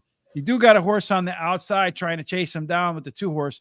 I think the 7 horse was probably the best horse in this race, Terry, but he got blocked. The 8 horse wins at 23-1. So I'm alive with my all. I just needed to go 5, 7, 9. You're alive with your all, yeah. Yes. Let's go. Yeah. The 8 horse is one of those horses that we put in there for consideration, right? Yeah. It was. We talked about it quite a bit. So we did talk about that guy having the flat and showing some improvement last time out. That's almost, and that works out pretty good. So there you go, folks. 23-1. I do think the 7 horse probably gets the win there if he did, because he had the jump on the 8, but then he got squeezed down on the rail if you watch the replay. and he kind of had to re-rally a little bit. But that's horse racing, right? That's right. I think it came 875. Yep. The 7 horse, that was in our mix for sure. What about the 5 horse? The 5 horse was a maybe in there too with the Luis Saez. We talked about that guy coming off the bench as having good efforts off the bench. Remember, a third. So where did he finish? He finished third, where he likes to finish. So that's right. All right, Terry, how you feeling, my friend? Fine, I'm good. You? I mean, we're into this 2 hours and 45 minutes. We probably got another 40 minutes to go. Yeah, probably. Yeah, and I'm kind of hoping that the 8 horse wins the last race, and I get the next one too. So that could be a nice big 3. It would be. It'd be really nice. Yeah, it's one of the few times I hit the all but and didn't get absolutely destroyed for doing it. Right? Oh, that's good for you. I'm glad. Usually you get the favorite. All right. So race number 7, Terry. Yeah, what do we got cooking here? Well, 7 furlongs. It's an optional claiming race, and it's $100,000 claiming price. First, $141,000. It's for 3-year-olds and upwards, which have not won $18,000 3 times, other than a maiden, claiming, starter, restricted, or state bred, or which have never won 4 races, or a claiming price of $100,000. Yes, and at 7 furlongs, the kind of horse that gets the job done is a stalker. Looks like right now, when you're looking at the races, 3 of the 19 went wire to wire. It doesn't sound like a lot, but that's 16%. You do have the inside, the rail has a pretty good edge. The 2 and 3 horse, they get discounted. So it looks like they get squeezed. Fair for 4, 5, 6, and 7. Really the best place to be is on the outside as they make their way down this back stretch and into the turn. So if you're a Buffalo girl on the outside with some speed in race number 7, Terry, you got a good chance. Everyone's got some opportunity to be on the lead except for the misnamed horse, but the 2 inside look like the quickest. Yeah, and they're pretty evenly matched, so it could be head-to-head to that quarter pole. It depends on how they break out of that gate. The 2 has an overlay from 5.5 to 1 to 15 to 1, which is pretty nice, and 3 has an overlay from 3 to 1 to 4 to 1. 6's overlay is about 7 to 5 to 5 to 1, and the 6 and 3 show the only par numbers, although the 6 is the best. All but the 3 show C zones, and they're all pretty darn nice. Our trip handicapping, the 3 horses alone E, the 5 wants the pressure, although these horses, they're all PC types again, so they have a lot of versatility. So really, it's not as big advantage as it looks like perhaps for the 3 if 7 Naughty Patty can get to the lead. We have another one in here with a pretty aggressive late speed event. Well, these 2 right here, the 9 and the 7, Terry, in race number 7. A lot of late legs. It does look like the 9, Low Country Magic. It's going to probably be sitting 3rd, 4th, about a length and a half off the lead with about a 2 length, 3 length. He's got actually a 3 length advantage over Beauty and the Bolt. The 9 horses anywhere near all these horses coming around the turn could be a real difficult task to hold that feller off. All right. Once again, Terry, let's walk through all of the particulars for race number 7. All right. Well, Iron Clover, the 1 horse, he's won 3 out of 8 career starts with 2/3, and he ran 5th though in his last race as a favorite. But he has a high percentage winning trainer and wins 31% of those races when bringing a beaten favorite back to race again. And he has a high percentage winning jockey and a really nice workout on May 24th. As far as the hundo, that's a big number, Terry. Right? That's like optional claiming. So one quick note here: you see that there aren't any horse. This horse, the 1 horse, is not in for a claim. If it was, you would see the $100,000 figure here, like you see down here. That's how they mark it in Brisnet. So if you had Terry's, walk around pocket money, you could buy Safa's Day today. For me, that's like 18 years of work, and then I might be able to buy Safa's Day. As far as this one hitting 100, it gets a maybe. It topped out at 96, so maybe for Iron Clover. The horse is running at the same level that ran last time out. All right, that's fair. You do see that the horse did regress across the board. Was the favorite in there for Brad Cox. Great trainer. Got beat 32%. That's a big number for Brad because usually he wins at 21%. So that delivers some alpha. Third start after a layoff. The horse only made it 3 races in a row once before, and it had some major regression in the Gotham, but that horse race was on the mud. Maybe he just didn't like that race, so can probably toss that one out. This horse is going to have to improve, Terry, to get the job done. Can he get the job done? I'm going to go with my maybe. Number 2, Sophia's Day. This one, Terry's reaching into his pocket right now to buy it. Yeah, right. Well, this horse has been very competitive in the its last 5 or 6 races. Actually won 2 races in a row and going for a hat trick right now. And it's also got a really good jockey, Edgar Morales, and Tom Samus trains this horse. So you need to keep your eye on this horse too. You might want to throw it into your exotics. Oh, there you go. You might want to throw it in your barn if your name is Terry. Yeah, I wished I had that kind of money. I thought you were going to say you wish you had a barn. I wish. Well, yeah, if I had that kind of money, then I'd have that kind of barn too. So yeah, for sure. All right, maybe. So far, nobody's shown that they can get to the triple digits. Yeah, maybe a small move up in class from optional claiming 80. I mean, it is a claim. It is a move up in class. First off the claim for Thomas Amos, 23%. He's winning at 23%. So really no alpha on that, kind of where he's at. So did it show any improvement last time out? A little bit of improvement there, a little bit of improvement there, but not a whole lot, all within a couple of points. That's flat. Do we have a workout since then? Maybe at Churchill? Yes, indeed. A pretty decent workout at Churchill. There's that 5 times 12 again, fitting in that range. So I'm going to say, yeah, good workout. Does it got a crack in there? Again, this is another horse. I'm going to go with maybe because I don't know what the rest of the field looks like just yet. So until I get a full picture, I'm going to stick with the maybe and come back and revisit Terry's 2. Call me fast. The only horse that wasn't going to be on the lead. So whoever named this one needs a new job, Terry. But does it have a chance to win? Yeah, well, this horse, I think it's got a chance to get in somewhere in there. It's drops in class today, has a high percentage winning jockey and a nice bullet workout on what is that, May 26th, 46-1. That's pretty quick. That's wheeling, baby. Yeah, that is. And it was breezing too. It wasn't handling from the gate or anything. It was breezing. So he was the best out of 27.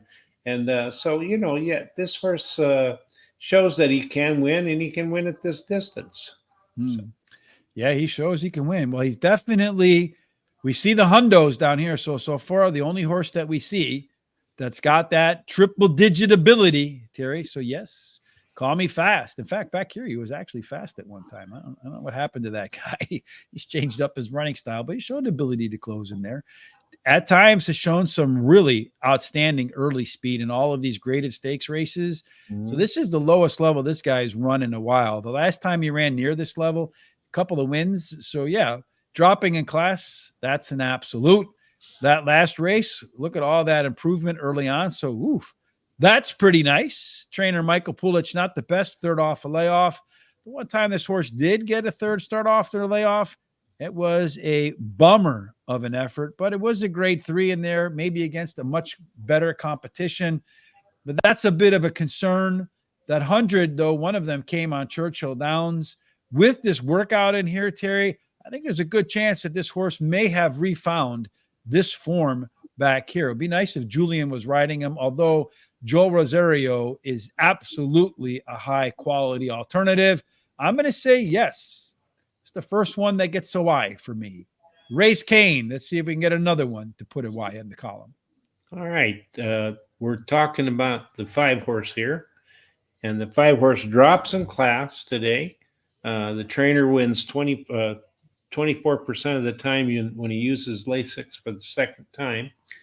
Got a nice jockey. Saez is in the irons, and the horse he does need to improve a little bit. He tried Santa Anita without any success. Came back here to Kentucky, and we'll just have to wait and see. It's not a horse that I actually have put into my picks, but that's the way we go. Did we actually do the 4 Oscar Eclipse? No, he's scratched.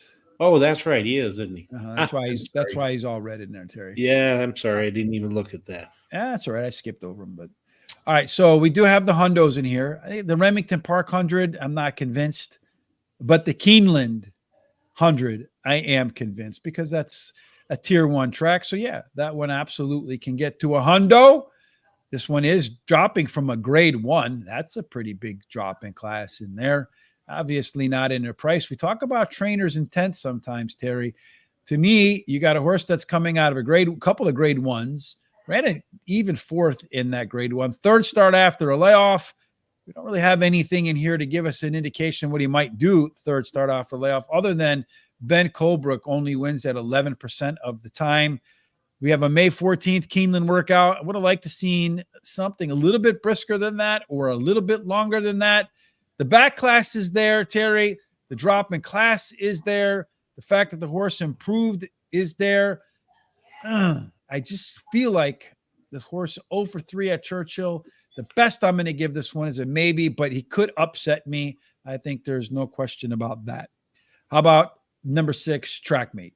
All right. Well, got a good jockey and also Dwayne Lucas, the old pro. What do they call him? The teacher. He's trains this horse, and he's a pretty darn good trainer, I would say. He drops in class today. Got a sharp workout on May 20th. And also this horse won 2 races in a row at Oakland Park and then came here to Churchill Downs and tried a grade 1 and actually didn't do real well. So they're dropping it back down to see what they can do. Yeah, he did run a blistering good race here for Rafael Bejarano at Oaklawn Park. But I feel like Oaklawn is another one of those tracks like Santa Anita where some of these numbers are elevated because you see 92, 93.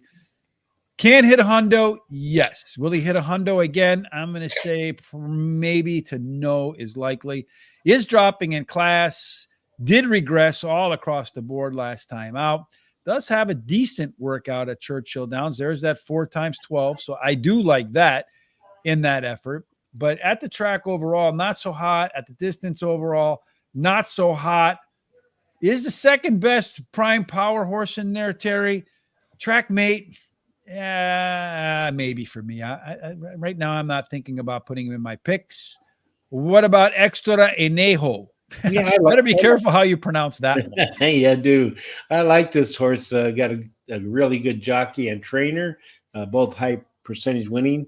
And then also won 2 out of 4 career races with a 1 second. He can either, I think he can either lead, go to the front, or he can come from close off the pace to win a race. He tried a grade 1, the Haskell, and he ran a decent 4th, only beaten 5 3/4 lengths. So I think this horse also had a bullet workout on May 20th, which was pretty decent, first out of 13 horses. So yeah, that's good. To me, that's a good pick. Yeah, it's at 5 times 12, right? 60 seconds, right on the mark there. Got another one back here, 4 times 12, Terry. It's another one on the mark there. Churchill Downs 59. That's actually under 5 times 12. That's another good one there. So a slew of good works from the Better Be Careful Extra Enejo horse. All right, for Steve Asmussen. Can he get to 100? Well, let's see. The horse is turning 4. Been off since July, so you can add about a half. So I'm going to say maybe the horse can find that 100 par figure in here. Been off too long to talk about whether that's improvement or not improvement.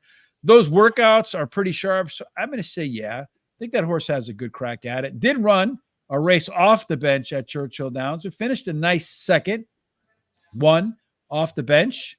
Came in second off the bench. So its first up record, yeah, it's pretty rocking in there. So yeah, Extra Enejo does get consideration for me in this spot, Terry. The only race it didn't finish in the money was a decent 4th, as you mentioned, in the grade 1 Haskell Stakes at Monmouth Park. And not every horse likes that track. It's a little bit sandy. So maybe just didn't like the surface there. Maybe Extra Enejo is a winner. Yeah, could be. All right. So then Confidence Game is the next horse, right? No, it went scratched, I think. Terry. Oh, that's right. The 8 did get scratched. So we're going to go. I think we go to Scotland, and then I think we're done. Yeah, Scotland. And have you ever been to the real Scotland? I have not. I should be, because that's where my family, my ancestors are from, and the name Hay came from out of there. We have a coat of arms, all that stuff. I'd love to go. I know my ex-wife went in my place. Anyway. Does she go on your dime? Yeah, yeah. I mean, I hate to rub it in, Terry, but it's No, probably it long wasn't- enough ago that. yeah, no, it wasn't on my dime. It was on her dime. So All right. anyway, this horse, I really like this horse. It's ridden by Irad Ortiz. You Is know that his how first good of a mount jockey. today? Do we see his name before today or no? Yeah, and then William Mott is the trainer. So that's pretty good. This horse has won 3 out of 7 starts in his career with a second and a third. And then also he finished third in his last race. And he has a really good workout on May 26th of 37 flat breezing. So yeah, this is a horse that I like. It does have 100. It's been running in grade ones, which may be a little over its head. So now that it's dropped back down, it's going to do a little better, I think. Let's see something in here. Equibase. Let's look at Irad Ortiz. Is this the only mount he has today? I don't recall seeing his name before. Do you? No. I wonder if they Let's see. changed. Irad Ortiz. Where is Irad at? What the hell? Where is he at? Not there, huh? Ortiz, Jose, Luis. Irad. Why is he down here? It's not an alphabetical order, or the juniors just go at the back, I guess. I don't know. Whoever's doing the alphabetical order at Brisnet or at Equibase, you better find yourself a. Did he just come in for this race only? Let's see. Looks like it. Yeah, I mean, now if you're Irad, you're coming in for one race at Churchill Downs for this. I mean, he's going to run there tomorrow too. So, but he's running there now. But he only gets one. That's kind of weird, no? That he only gets one mount. Yeah, it is. Well, we know Irad, and if he's only got one mount, he ain't gonna let nobody pass him. Not at the start, not in the middle, not at the end. Yeah. He's gonna get them elbows wide. That horse is gonna go from fence to fence. But can it get to 100? Yeah, it can get to 100. So yeah, so we got that one in there. And the horse is gonna run basically at the same level it ran last time. Did run in the Pennsylvania Derby. Boy, doesn't look like he parks a lick. So we won't see him on our Monday or Tuesday shows, Terry. No, They that's run in the true. Travers too. That's a pretty good race in there. And that's that horse that won the Belmont Stakes that it didn't finish up against. As far as its pace numbers are concerned, we do see a little bit of minor improvement. So yeah, second start after a layoff, pretty much similar as the first start here. A little bit of a regression there. So I think you'll see a pretty similar race here today. Churchill Downs, a 3 furlong workout. So they're looking for a little sharper start than they have before. Nice 4 furlong workout in there as well. This horse is going to be more fit today. Like I said, Irad's going to do everything he can do to win the only mount of the day. Just on that alone, you have to put this horse in your pick. So the lone Irad mount gets a yes from me. Yep, that's true. No. All right. Who are your picks? Okay, they scratched the 10, that's for sure. And then I like Irad's horse, the 9. Scotland is my top pick. And then my second pick would be the 7. And then my next pick is the 3. And then I'm going to give my long shot is the 1. All right. So I went back here. So I guess I got to stick with what I did before to be consistent, right? So I went 5, 7, 9. So I'm going to go 7, 9, 5. That's going to be my order in there. Even though I think Irad's going to do anything he can do to win this race. 7, 9, 5. And then I think the 3 horse, Terry, for me, is the final choice. I circled that one as we were going through our conversation here. How long do we have until this race? We got a long time, huh? Yeah. Not too long. 5 minutes. 5, 6 minutes, yeah. I want to say thank you to Guillermo. I appreciate the compliment. We appreciate your time, man. We know Thursday night, there's a lot of things you can be doing. You're spending your time with us. Terry and I and all of the folks at Horse Racing today are extremely grateful for that. Thank you, Brandon Beebe. We appreciate the kind words as well. Ricardo also can't keep going. We're not done. We're going to do the next race, my friend, too. Don't worry about it. We're on that one, too.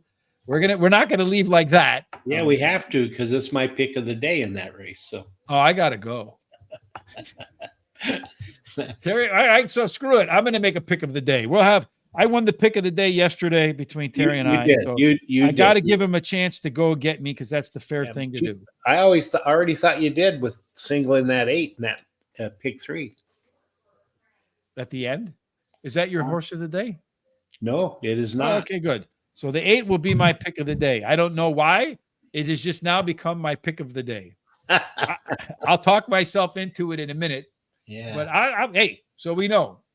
All right. I'm going to put my 8 on top. Who are you putting on top, Terry? No chance to change your pick. Okay, 7. 7, 8. There you go. All right. So again, in a little bit, Sam Houston will get started. You can bet there. Are they all going to be 250 yarders? Yes, it does look like they're all quarter horse races. So you can bet them tonight at Sam Houston.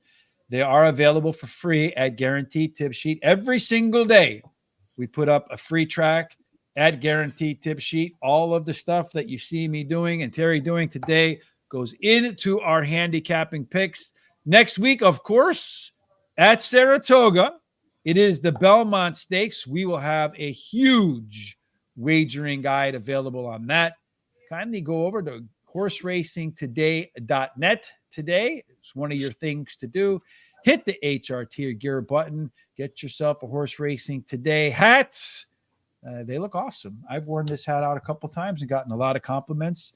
Of course, we also have the racing aprons as our shirts. The only place I've ever seen people have them, Terry, is us. Yeah. Where you can pick, for example, the 3 horse. Like if you like, I love this shirt, the 1 horse. It's one of my favorite ones, the red one with the number 1 on the back. You can't get them anywhere else than here. HRT, Horse Racing Today, HRT gear. Link in the description for that too. You're going to look great at the track with something nobody else has on, and that's always great. And there's women's clothes, there's men's clothes. I bought these shirts, 3.5 years ago. They lasted about 3 years before you started to see some of the peel come off. Mm-hmm. That's a long time for a t-shirt, Terry. It is. It really is. So you still got yours. You're on it right now. How is it holding up for you? They're holding up good. Yeah. So they're doing really well. So you have 1,000 to place on the 9 at Churchill and 1,000 to win on the 5 at Woodbine. So Brandon, all over Irad, or like I said, I mean, Irad is going to do everything within his power to win this race, right? Yeah. I think he has a pretty good chance, So I'm going to bet. I would bet a double from the 9 to the 7 and the 8, $10 double. So it cost me $20. So $20. So put it in there, Terry. Let's put that on your bets today. What the hell? I'll do it. I'm done betting for the day because I went all. I spent $18. That's enough for me. I'm a hot dog player all the way, man. I'm not the $1,000 to show guy here like Ben Brando Beebe. I want to do it. Up 22.40 on the day. That's a good day, man. And that's the kind of day where you wonder why you even go to work to do anything else. That's right. All right. So let's go with this race so we can go on to the next one and call it a day, Terry, as they're starting to make their way to the starter's gate. Again, tomorrow I will be back with 22-1 Thomas, as we will discuss the ongoings in England at Epsom. Should be a lot of good races. Always bombs hitting overseas. It's also good to do because it gives us a little bit of insight to some of the horses that might find their way over to the United States later in the year for some of the turf outings at the Breeders' Cup. We've been able to isolate a few winners off of our handicapping in the Breeders' Cup that maybe some of the other folks, because there's not a lot of information on the foreign horses available, might miss. If you like what you saw today, please subscribe. Hit the subscribe button, hit the like button, follow us on Facebook, Twitter, Instagram, share all of our content with your horse racing friends. If you go to our channel, Horse Racing Radar TV, we got a bunch of interviews with jockeys and trainers and owners, some evergreen content that lasts a long time, some great information that we've picked up. One of the things I remember we learned from Larry Rivelli is when he talked about when they put the horse in the gate and the gate crew is holding its tail to calm the horse down.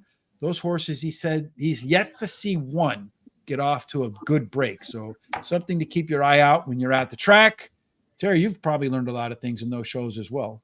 Oh, absolutely. Yeah, I did. I learned, and when we one of the things I learned about was the tracks at Monmouth Park and that are close to the ocean, how it affects the tide coming in and out, how that affects the track itself.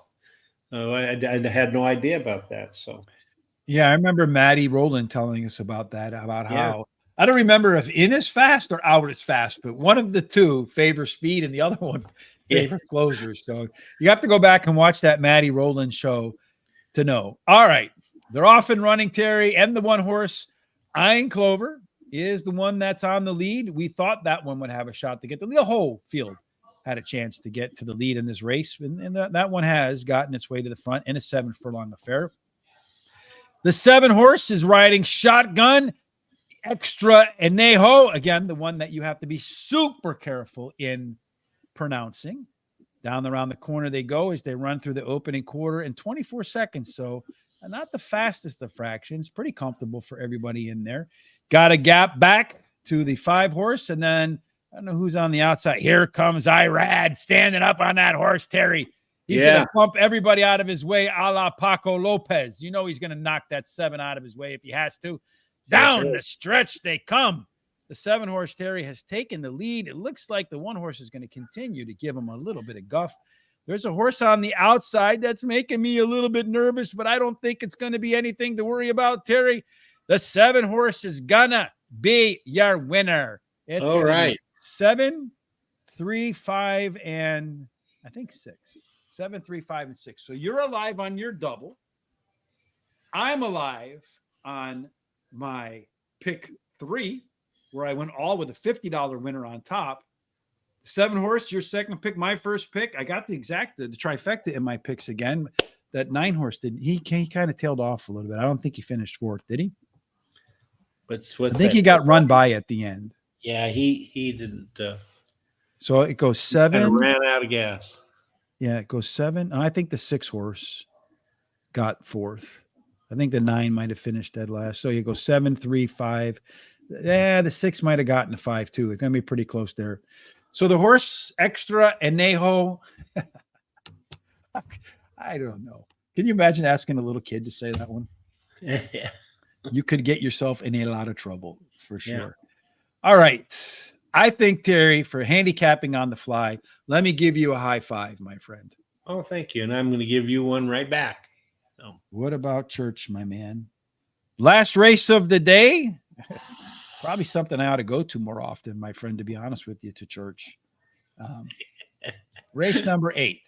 All right. Well, it's a 1/16. It's an allowance race, $50,000 allowance race at $72,000 purse. It's fillies for fillies 3-year-olds, which have started for a claimant price of $50,000 or less, or which have broken their maiden in a maiden auction race, and which have never won a race other than a maiden claiming or waiver claiming. Yeah, no, I think the 9th was way out of the mix. I think the 6 horse ended up 4th. Yeah, the 9 he tailed off badly at the end. Yeah, he did. Yeah, Irad didn't get to the front and didn't have the chance to knock all the horses out of the way. All right, what did that double pay? So the double between the 8 and the 7 paid $129, Terry. So that pick 3 should pay something, I would think. I would think it will. Mm-hmm.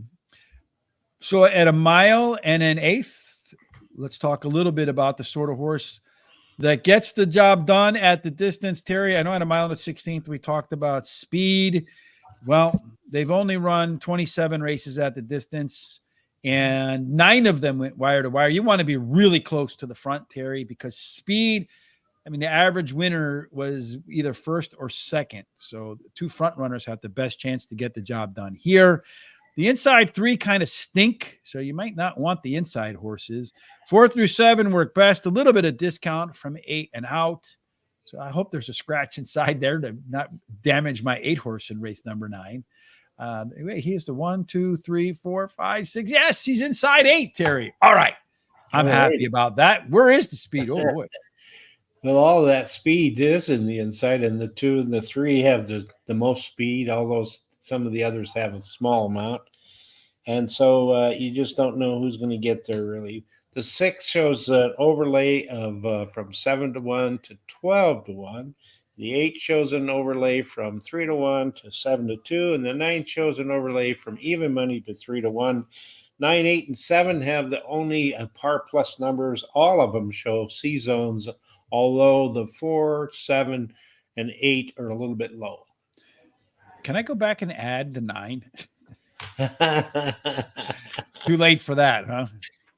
Yeah, probably. Yes. You're up 3,800 now. Damn, good job. Oh, 30 on the month still. That's a good month, man. I mean, that's make 3,800, go to the track and do it for cash. Yeah. That's a hell of a way to make a living, right? It is. You can do that, yeah. Yeah, absolutely. So in the final race of the day today, well, the 3-horse, Terry, we did see that the 3-horse is one of those that wants to get the lead. 7 Natty Patty. 7 Natty Patty could be a lone E-horse in here. It's not the fastest of the bunch, really, when the gates get open. That looks like it belongs to Infinite Series, the 4-horse. That's from yesterday, isn't it? That's not from today. I did something wrong here, Terry. So let me fix that real quick. All right. That's from Parks. Or no, that's from Delaware Park yesterday. Yeah, it is. How do I do such dumb things, my friend? No. All right, so we're going to fix that right about now. Magico presto. Here we go. There you go. This part's right over there, but that part's not. All right, so when the race gets started, 7 Natty Patty, Beauty in the Bolt. There's my 8-horse, Terry. Yes. Going to be a part of the early speed. Remember, pilot or co-pilot, they usually win. Come on, 8. The late speed, that one is going to Low Country Magic. A little bit faster than Thorny, a lot faster at the end than Beauty in the Bolt. Can I go back and change it to the 9, Terry? So 9 is your top total pace horse. That one's 9 points clear of your 7, 10 points clear of my 8. We both might be kicking ourselves in the rear end this race is over, Terry. All right. You can be right about that. So. Unfortunately, I think we probably will be right about that. All right. Let's go through the horses and try to eliminate everybody but the 7 or 8. All right. Well, let's do that. The 1 horse came in, tried Churchill Downs for the second time and ran 6th. And so, could go a little better as it's going back to a route, but we'll just have to wait and see. Has a workout of 48.4 in April, so that's been a while. Hasn't worked out since the last race. So for me, it's a pass for me. But he can't get to that 83, Terry. We see that down here. It's a rare. Was that 1 out of 10? So maybe 10-1. Fair odds just from that standpoint. Running flat in terms of conditions. Okay. Last time out, wow, did show some early race improvement again. Craig Milkowski from Timeform US said when you see these early pace numbers up from the prior start, that is usually an indication of a horse that's going to improve. We go back here and we look at the second start after a layoff down here. Well, the only other time in recent history this horse had a second start after a layoff. Look at that jump, Terry, from 66 to 82. Ooh, that one's the one to be concerned about as a long shot there, Terry. 5-pound weight break, so that equals approximately 1 length. This one's running a little less than a mile in the 16th, although the rail stinks, as we mentioned. So, yeah, Mila Jones, a chance to upset both of us in here, Terry. What about Crickle? Well, I think Crickle looks halfway decent. It's actually one of my alternates. It's got a win at Churchill Downs in 2/3 out of 7 starts. Came into Churchill Downs after being off for 5 or 6 months and ran a pretty decent 4th, beating only 3.5 lengths.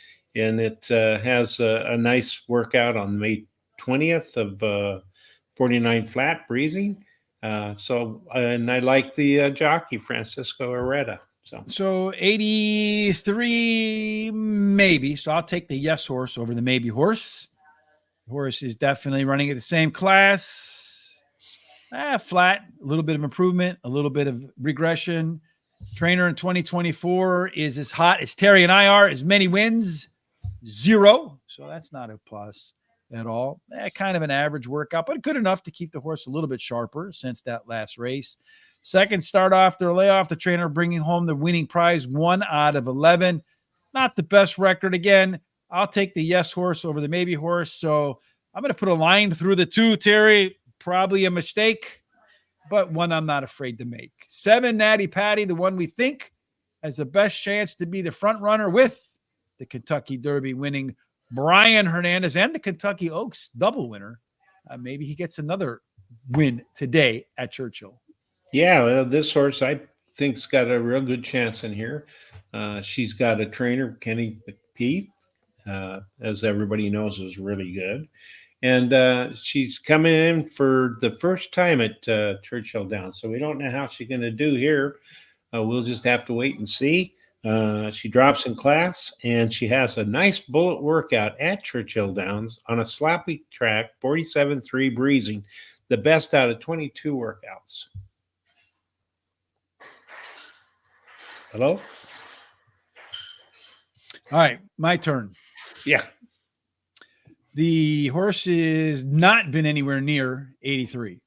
So maybe right here, 5. So it gets a maybe again. Maybes only win usually if they're going down in class or showed some improvement last time out. This one's actually going up in class, and it actually regressed last time out. The only other time the horse did make a third start after a layoff, it did improve slightly off of that race. Slight improvement off of this race on the way up. I'm going to say probably not, Terry. I'm going to look elsewhere. Brian Hernandez, hey, he's happy enough with the Kentucky Derby win. If he lets the allowance 50,000 in the closer today go to the 8 horse so I can hit my pick 3, I'm sure he'll be happy with that too. What about Please Stop Talking, which is probably what everybody's thinking about, at least me at this point. Oh, yeah. Yeah. Well, coming in from Indiana Downs, won really easy last race, but I think this is a little bit way over this horse's head. It does have a good trainer and a halfway decent jockey, but I think I would have a pass on this horse. Yeah, the 83 so far, not within anywhere, not within a 5-point range, so it gets a no. Indiana Grand, all right, so maybe the horse is moving up in class. Also a track rise. I'm not a fan of that. Maybe if this person's name was Brad Cox, because he stables some horses over there, then maybe I would think about it. The work at Churchill Downs, 58 of 58 again. My friend when we had Mike Smith on said how they train at Churchill is how they run at Churchill. If that's in any indication, if you could bet a horse to come in last. All right, Terry, another challenge in this race. Got to pick a horse that's going to come in last since we both pick one that come in first. I'm going with this one to come in last, Terry. Okay, well, I'm going to go with the next one, 5 Sacred Saint. Well, he ain't even running, so you can't do Oh, that. he's scratched? Oh, yeah. I messed that one up too, didn't I? Yeah. So maybe you can do Betty Davis. And the 6 is scratched too, so let's go with the 6 is in. No, I'm looking at it right now. You're right. It's just got a jockey change to Irad. Ooh, maybe this race Irad going to get mad. Yeah, Betty Davis, and this is a closer returning to a route, so I think this horse likes a route. And the last time Irad, actually his brother rode it, ran the best race it has in a long time at Keeneland, and it's got a second at Churchill Downs. So, I think this horse has a chance. Okay. All right. For me, no, hasn't gotten within the 5-point range. So it's a maybe. It did come close in there once, running at the same level it's run before.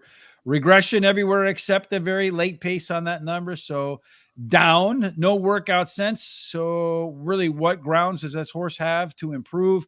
What has it got? 1, 2, 3, 4, 5 starts without a break.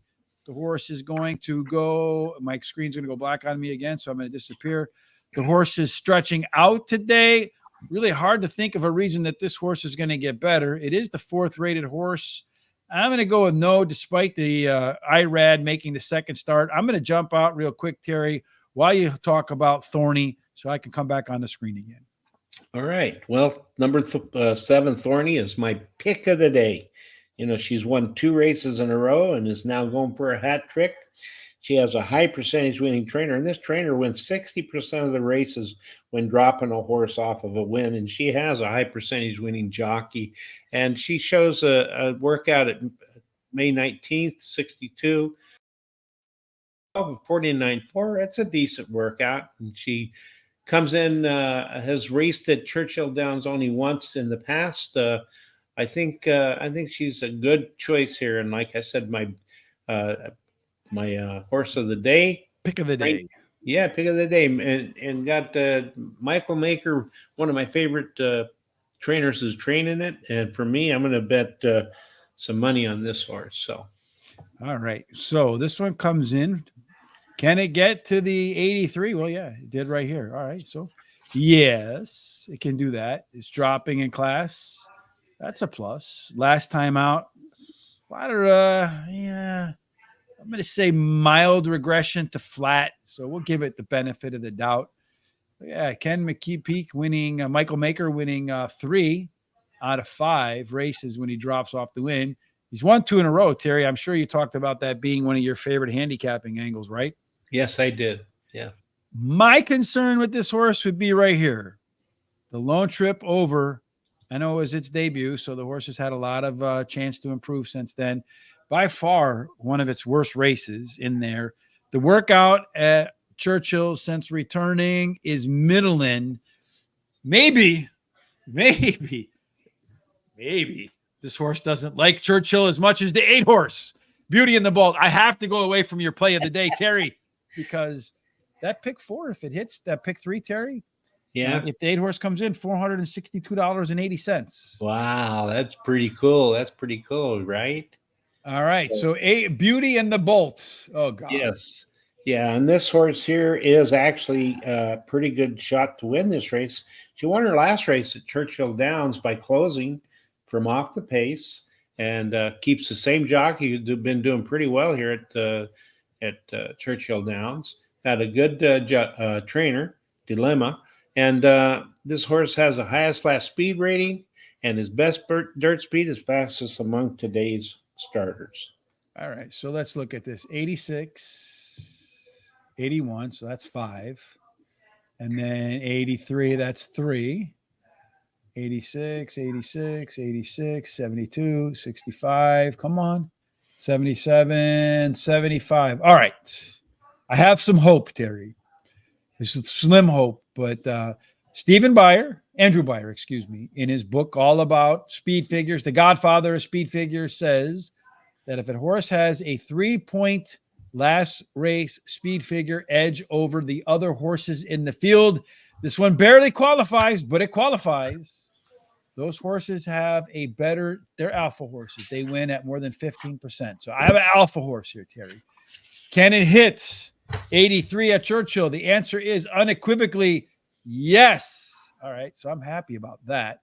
But maiden claiming, yeah, horses moving up in class. They didn't really think much of it in that last race, 44-1. All right, 42-1.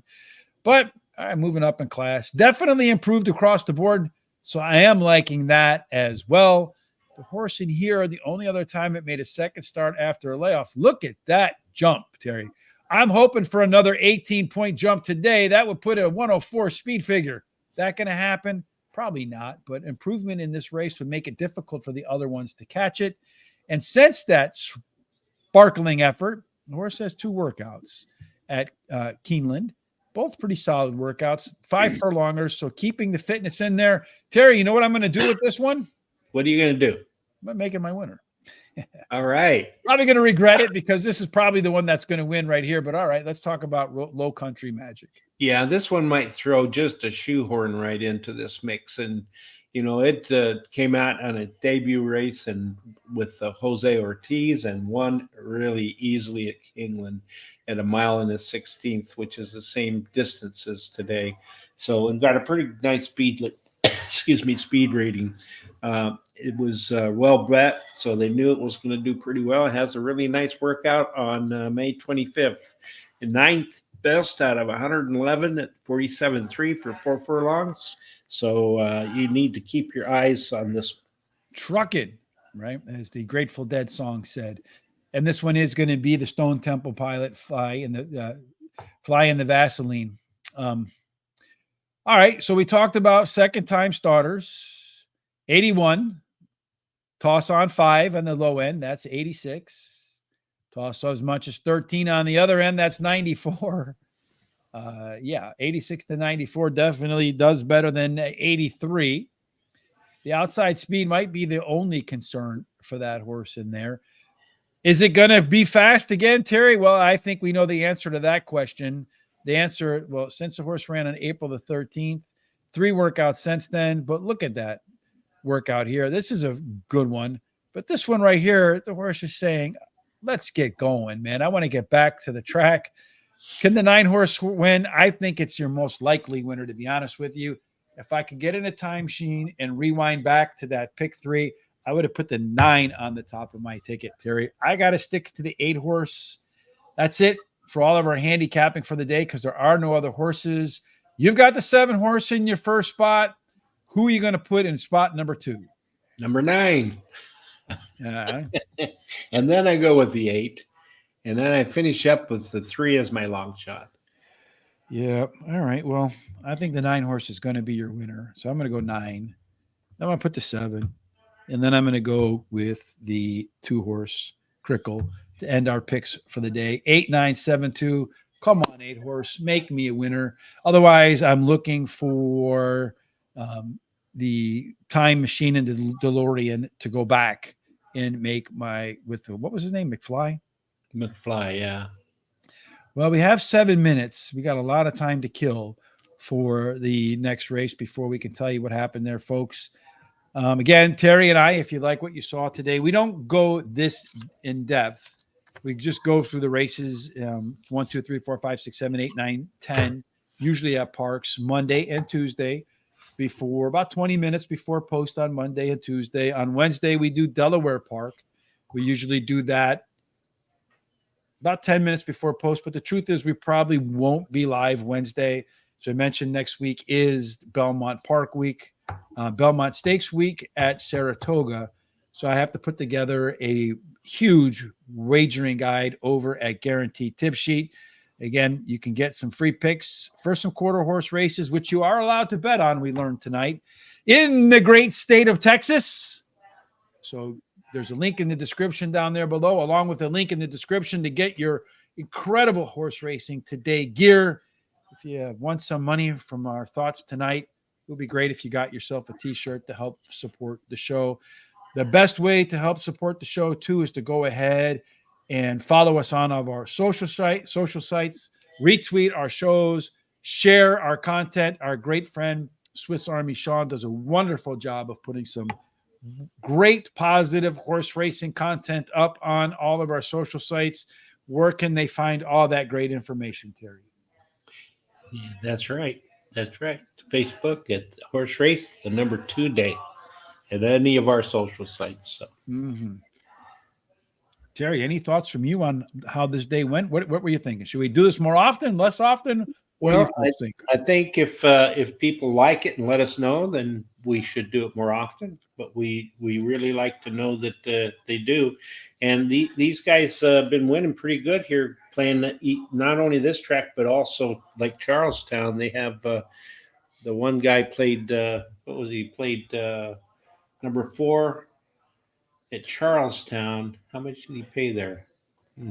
Oh, he played 2,000 on the number 4 at Charlestown in the first race, and at least I think that's what he's saying, isn't it? Mm-hmm. So Sam Houston's running already. Let's take a look at race 1. The 1 horse won race 1. Do we have the 1 horse in race 1? I'm always race number 1. No, the 1 horse was then the 3 horse. So the best bet finished second. The 6 horse finished third. So the exact is in there. And these what I call these the popcorn races, right? With these short races and all the horses are banging off each other like popcorn popping in the there's 11 races in there. Race number 2, the 6 horse won, then the 3 horse at 8-1, that one came in second. The 10 horse down here came in third. So you see nice exactas in there too. With these popcorn races, anything could happen because these races tend to be won and lost right at the start, right, Terry? That's right. I love the quarter horse races, though. They're fun. It's really fun to. One of the things I love to do is to play a lot of the trifectas in there and superfectas because a lot of times that favorite will be in that first or second slot, but there'll be some long shots in in some of the other spots, and you can get some pretty good prices that way. Yeah, usually what I like to do is I like to look at the outside horses. You know what I mean? Yeah. That like the farthest outside horse, because as I mentioned, a lot of those races are won at the start Oh because of yeah. the banging. To answer your question, Guillermo, if I can go back and bet, because I was just going off of the math when I did these. I have the way I do my handicapping is just like we saw on the screen there, but I also have from I learned from my days as a financial markets to build quantitative models. So just from all the years that we've been doing this and a bunch of articles I've read, I created an Excel sheet. That Excel sheet ranks horses according to a couple of different statistics that I have found to be predictive. I use them as like the baseline of where I want the horses to be. And then from that, I go through the qualitative stuff like we saw on the screen tonight, where I go through to see, okay, did this horse hit par and not hit par? Because I keep track of everything in Excel after the fact to go back and see how the horses did. And I'm finding that the yes horses that have hit par in the last 10, man, they pop. I mean, like 9 out of 10 or 8.5, 85% of the time, they have a Y in that column for sure. Moving up in class, usually moving up in class with improved performance last time out is what you're looking for. It's not 100%. The one indicator that's pretty hot is definitely the ability to hit par for this level. So then from there, I kind of adjust them a little bit. If I could do it again, I would have put the 9 horse on top of the 8 and then the 7 and 2. That would have been my ranking, but I'm all right with my second choice, giving me a shot. The bettors aren't too high on that 8 horse. He's 7-1. According to our simulations, the 2 horses that are giving you the most value are the 7 and the 8 and the 9. So that's, yeah, one of those 2 horses might be the place to go. If I had played the 9, it's $243 pick 3, so not as good. I'll take the chance to get 462. What the hell? Yeah. Yeah. Right. 7 would have been for $210. Uh, So I had more money to spend too. I didn't know how much I had to spend, Terry. yeah, quite a bit. $30-some you could have spent. Mm-hmm. It's typically what we do on our show Monday through Thursdays. We do just a standard bet where we put $2 to win on our top pick. We do a $1 exact the box with our top 2 picks, a 50-cent try with our top 3, a 10-cent superfecta box with our top 4, and then whatever money's left over out of a $100 budget, we go ahead and we make some other bets. A good friend of ours on the show, Don Johnson, had said he really liked the fact that we did pick 4s. So we brought the pick 4s back. A lot of suggestions that we've gotten from our community are parts of our show. So if you have any suggestions from watching us tonight that you feel like would make tonight better, please let us know. You can follow me on Twitter at HRTRich. So if you got any suggestions, you can email them to me. You can DM me there. You can hit me up on Twitter or GTSRichB in the Gmail. Are we about ready to go with the last race of the day, Terry? Yes. Yeah, it is. I think we're just waiting on the 9 horse to load, and we'll be off and running. The final race of the day, the 7 horse is Terry's best bet of the day, is the favorite, and they're off, and they are running. I don't know. I think all those horses might have a tough time, Terry, because they're going wide through the turn. The 7 horse, all of them, the 7, the 9 did not get to the lead. So I don't know that that's where that horse wants to be. The 7 is in dead last. Oh, so wow. It's got to see that Crickle, that long shot up on the front at 12-1. 7 Natty Patty, one that we thought would have a good shot to be on the lead, is also in the mix. My 8 horse is tugging hard, but he's going to have to find his way up the track a little bit to maybe tuck in a little bit to save a little bit of ground. Otherwise, he's going to have to be absolutely the best horse in this race because he's going to have to go 3 wide through the turn. Opening quarter in a pretty brisk 23 3/4 seconds. The half in 48.5 seconds. So they're clicking along at a pretty good pace, Mr. Terry. Around the turn they go. The 2-horse continues to hold the lead. Right now, the 9 and the 7 kind of on pace in the back of the race. They're going to have to make up a lot of ground. My 8-horse is in a good spot. He's in the right place. The jockey hasn't asked him to go yet, so he might have a lot of horse left to come around the corner. Come on with this 8-horse. Let's make it home, baby. Come on, 2 8. horses digging in. The 9-horse on the outside. Who's going to get there first, Terry? I think it's going to be that damn 2-horse is going to go wire to wire, Terry. Although you do got some horses coming up on the outside here. Somebody coming on. Come on. Bring that 9-horse. Bring that 8-horse with you. Come on, 8. Switch leads, 8. 8 won't switch leads.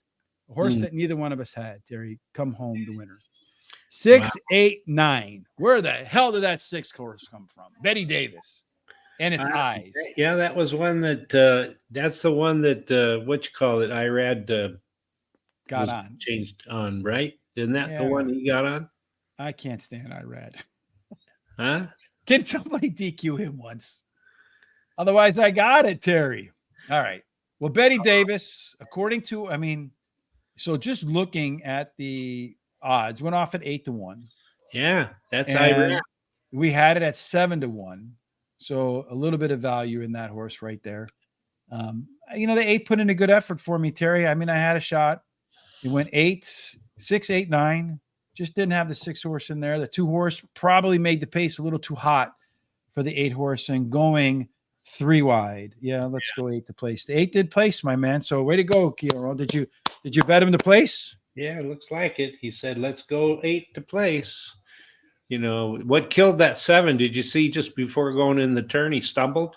Oh, did he? I didn't. Yeah, see he it, stumbled, and that just ruined the whole race for him. Mm-hmm. All right, Terry. Well, that was a lot of fun. 3 hours and 40 minutes of fantastic fun with Terry on Terrific Terry Thursday. Again, tomorrow I'll be back with Tom for Epson. So make sure you hit up the subscribe button. Follow us on all of our social sites scrolling down there below. Terry, any final thoughts after a fun Thursday night together? Yeah, I hope all the people that were joined us tonight had a good time and that they've won and that we helped them out a little bit. So let's hope that they give us some comments back about whether they want to see some more of this type of show. Other than that, just stay safe, have a great time, and we'll see you another time. Thank you, gentlemen. Guillermo, to answer your question, next time Terry and I will be back with the same set of data and information. We'll be on Monday at approximately 12:20 p.m. Eastern as we go through the Parks card. Thank you, Ricardo, for the kind words. We appreciate you joining us tonight. As again, the 4-1, at Charlestown, fantastic.